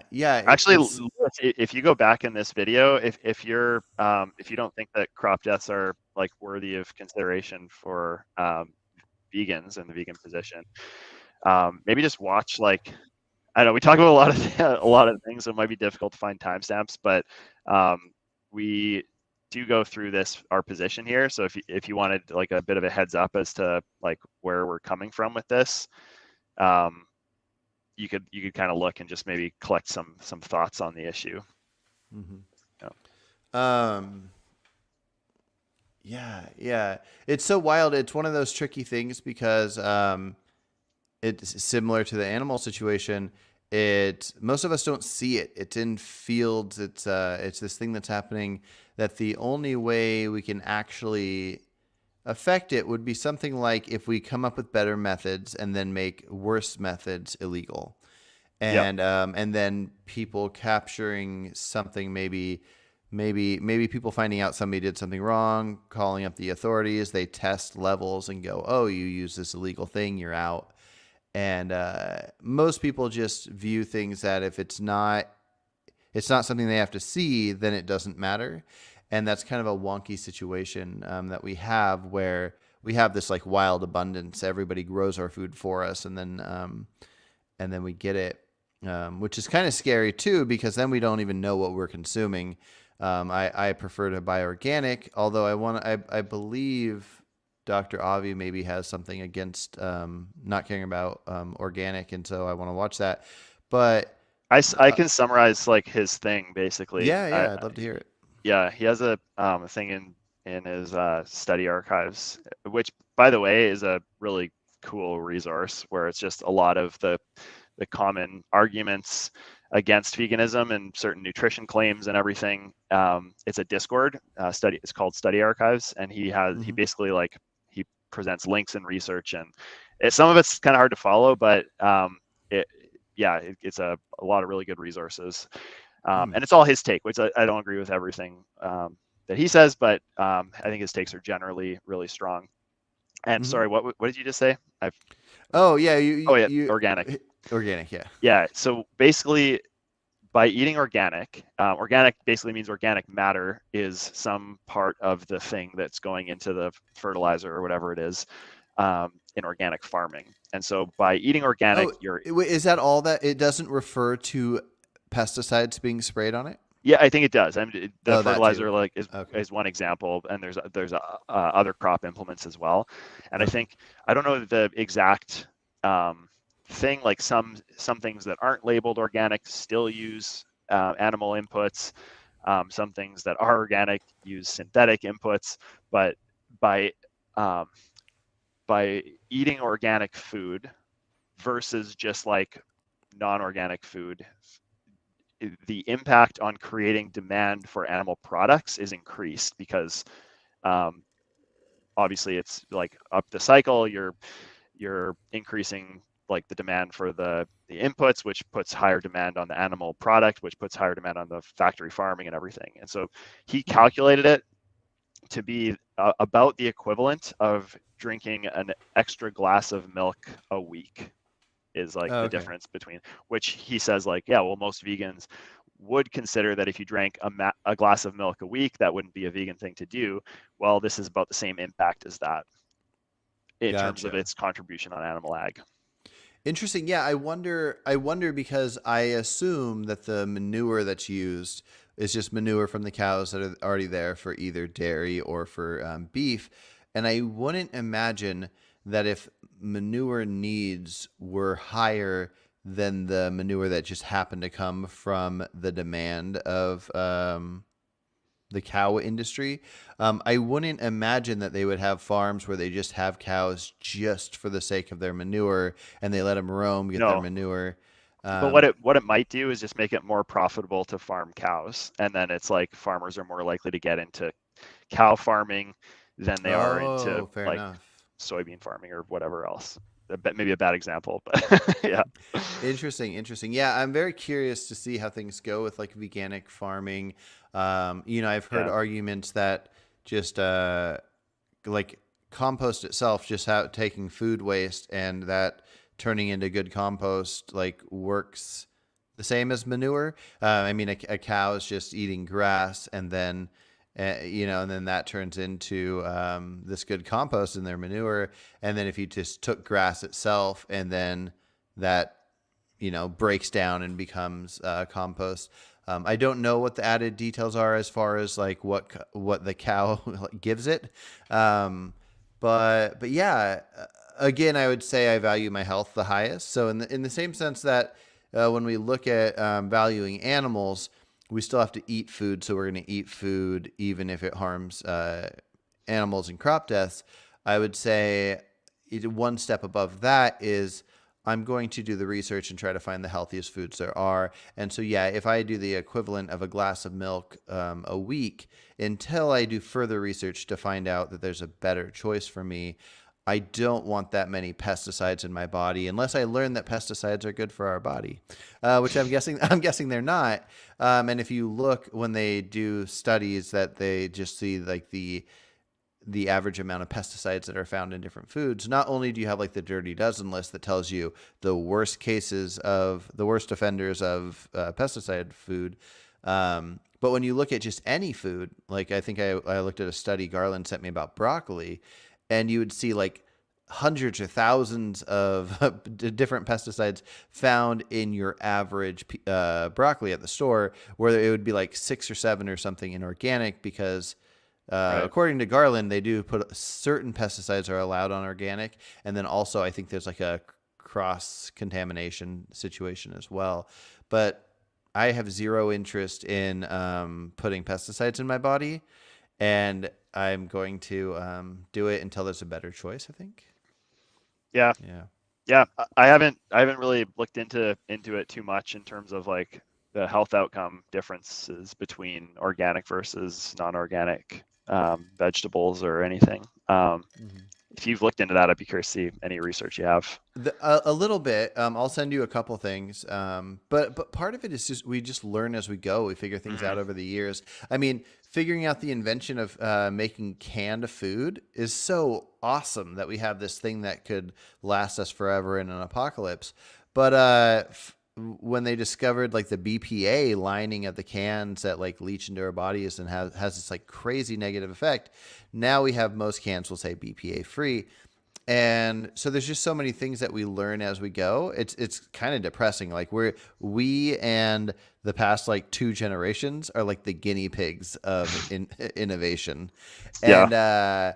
and so it's a bummer because there's probably a lot of things we're putting in our bodies. If we go and buy like our lettuce at the store, but it's in a plastic bag instead of not in a bag, then the chemicals that could leach off the bag. I mean, we shouldn't go too crazy worrying about these things, but we should probably try our best. I mean, I'm kind of nervous of the idea of my quality of life dropping because of these horrible things that the FDA might allow companies to do for money. So, Yeah. yeah. Um, Real quick, Garland said a couple of things. He said, look up Andrew Knight. He's trying to design vegan dog and cat food. He's published his experiments cataloging the animals he's killing in his experiments. Yeah. So this is the whole animal testing thing. It's like, is there some point at which there would be um, a harm reduction threshold to which that rights violation of testing would be crossed? I think that could be crossed in the human case as well as the animal case, like i.e. testing for a new vaccine or so. Uh-oh, did I just tank us? Or You're yeah. um, so yeah, generally speaking, very against animal testing and against human testing and all of the tests like without consent, I guess. Um, Even with consent, there's some ethical things under capitalism that is like potentially unethical, but I don't. That's a whole different issue. But yeah, I just like. I mean, if the well-being didn't cross my threshold, Garland, for what Andrew Knight is doing, I would just disagree with what he's doing. And it's like just because it's for a vegan food, I wouldn't like. I mean, yeah, I don't know. Like anyway, the second one, compost piles regularly turned by diesel-powered machinery, then transported via diesel-powered transport vehicles, then spread on site by diesel-powered equipment. Petroleum runs out, we all die. I don't see the symmetry breaker there offhand between like organic waste collection and distribution to like crop farms versus doing that through compost. Maybe there is one, but like, wouldn't you also need to use machinery to collect the organic waste and transport it and distribute it? I could be missing something unless you're just saying we just need to all eat just like grass-fed cows only. But yeah, yeah. Yeah, no, that's interesting. Oh man. Well, any last thoughts you want to throw in there, or well, actually, I kind of do want to bring it back real quick to the sentience. Well, maybe I don't. I want to know more about sentience. I want to Yeah. I want to understand it more. You know what? Maybe I'll go find some papers on studies of insect death or insect suffering and send it your way. I've looked at some of that stuff. There is like a fair amount of papers studying sentience of various animals. Um, but yeah, like I don't know that well, at least I haven't seen anything, or if I did, I don't remember, that sort of shows like anything like that would relevantly compare the sentience of a certain animal with the sentience of another animal. mm, It's just like, are they sentient or are they not, kind of thing. yeah.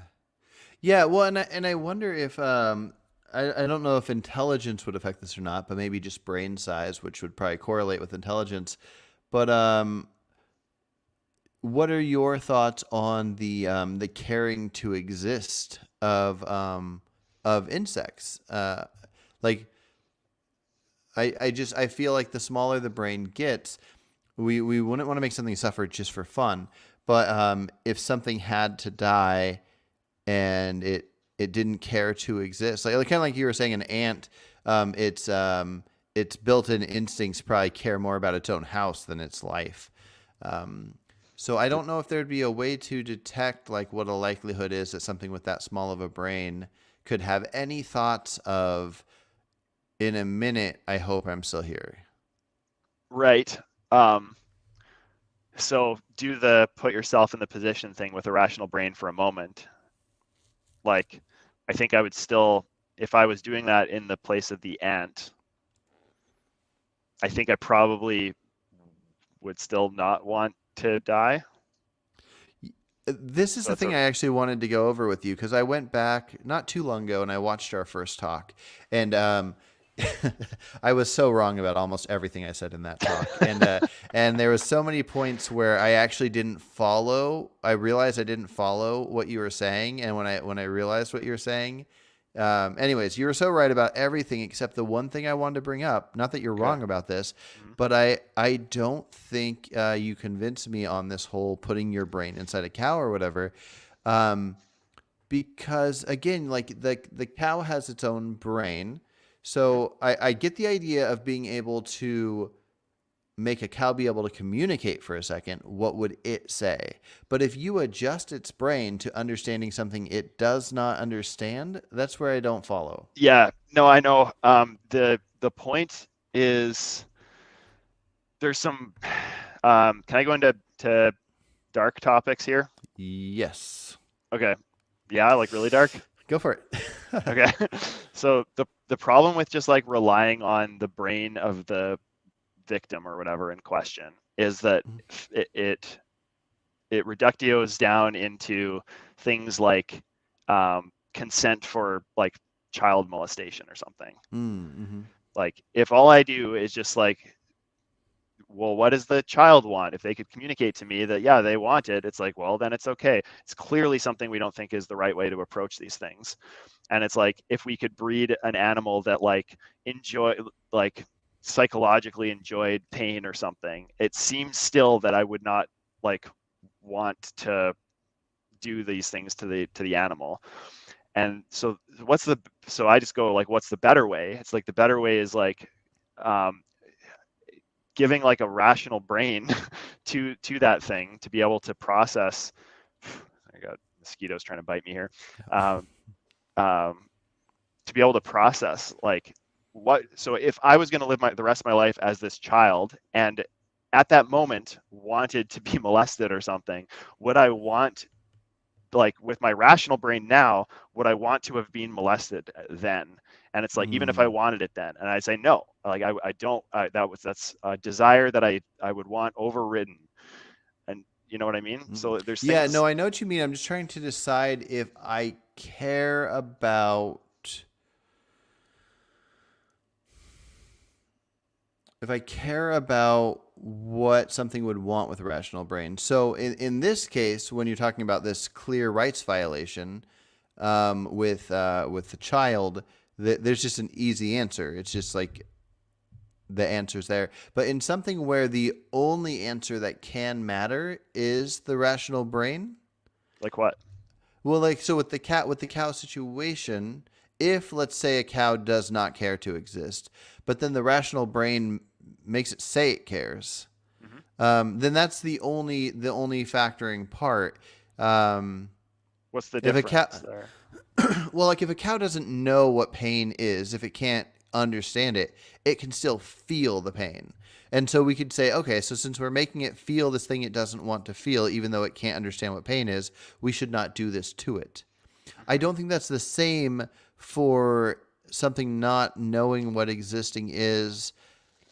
What if it's like here, like I don't know if this is a good example or not, but like the buffalo that's like about to walk off a cliff. It's like it wants to walk in that direction, but it's Mm-hmm. like if I was that buffalo about to walk in that direction, even if I wanted to, I would still want somebody to like do the thing that my rational brain with perfect information would be able to make the better decision. So I'd want to have my desires gone against in that case. So it's like the and it's almost I would say, let me just think before I say this. I'm about to say in a similar case with me, yeah, I think so. Even me with a presumably a rational brain with imperfect information, it's like if somebody saw that I like that me with my rational brain would want something different if I had perfect information, I Mm-hmm. still think that that's an acceptable rights violation as well. I think Mm. that one I'm less sure about, but I still think that makes sense. Interesting. Interesting. Because like Okay. Okay. the thing that matters is to be able to like make a decision like and or to make the decision that's right for the thing. And so it's like how do you know if it's right for the thing? It's like, well, an indicator of that is what the thing wants, but it can be wrong about that, as Mm-hmm. evidenced by the child thing or the buffalo walking up the cliff thing. Mm-hmm.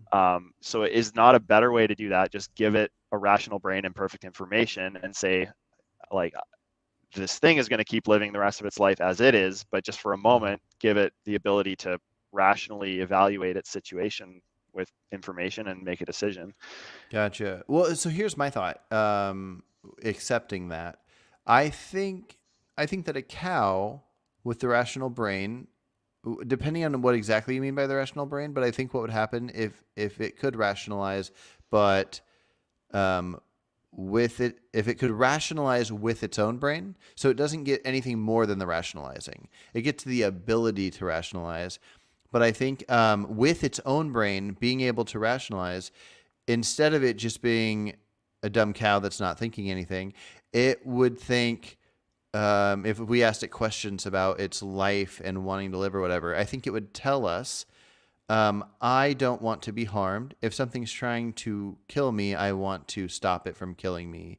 And then if one of the questions was, do you want to exist tomorrow? Even with the ability to rationalize, it'd go, well, why would I want to exist tomorrow? Like I don't, because I think within its instincts, it has an instinct to run You from fear, you to run.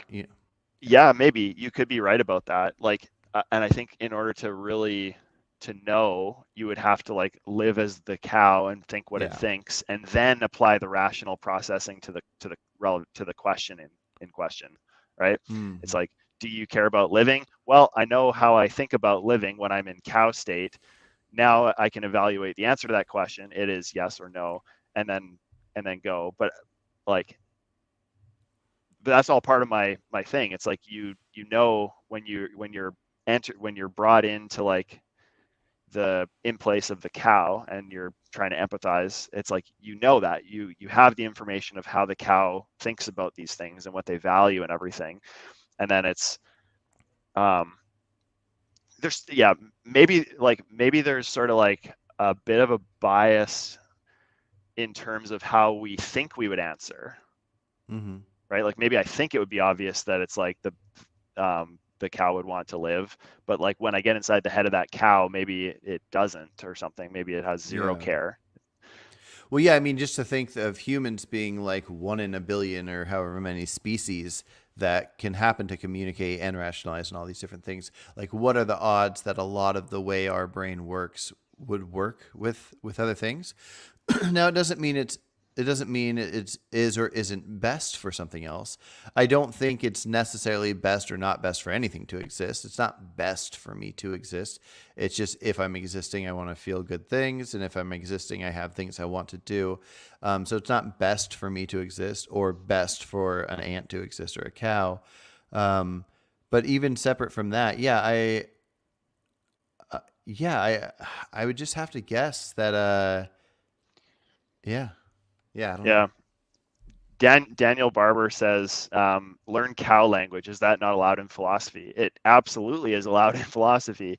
But I feel like in this example, we're even going one step better, where instead of like asking the cow, we're literally importing ourselves into the brain of the cow. So we can just like, we don't have to go through that fuzzy barrier of communication. We're just like, we know what they think and what they feel, what they want. And Well, then but we're, we're hypothetically knowing. I've talked to yeah. Daniel before, and Daniel thinks that if we try hard enough, we can actually, if we're with a cow and look at it and see its emotions, we can know what it wants.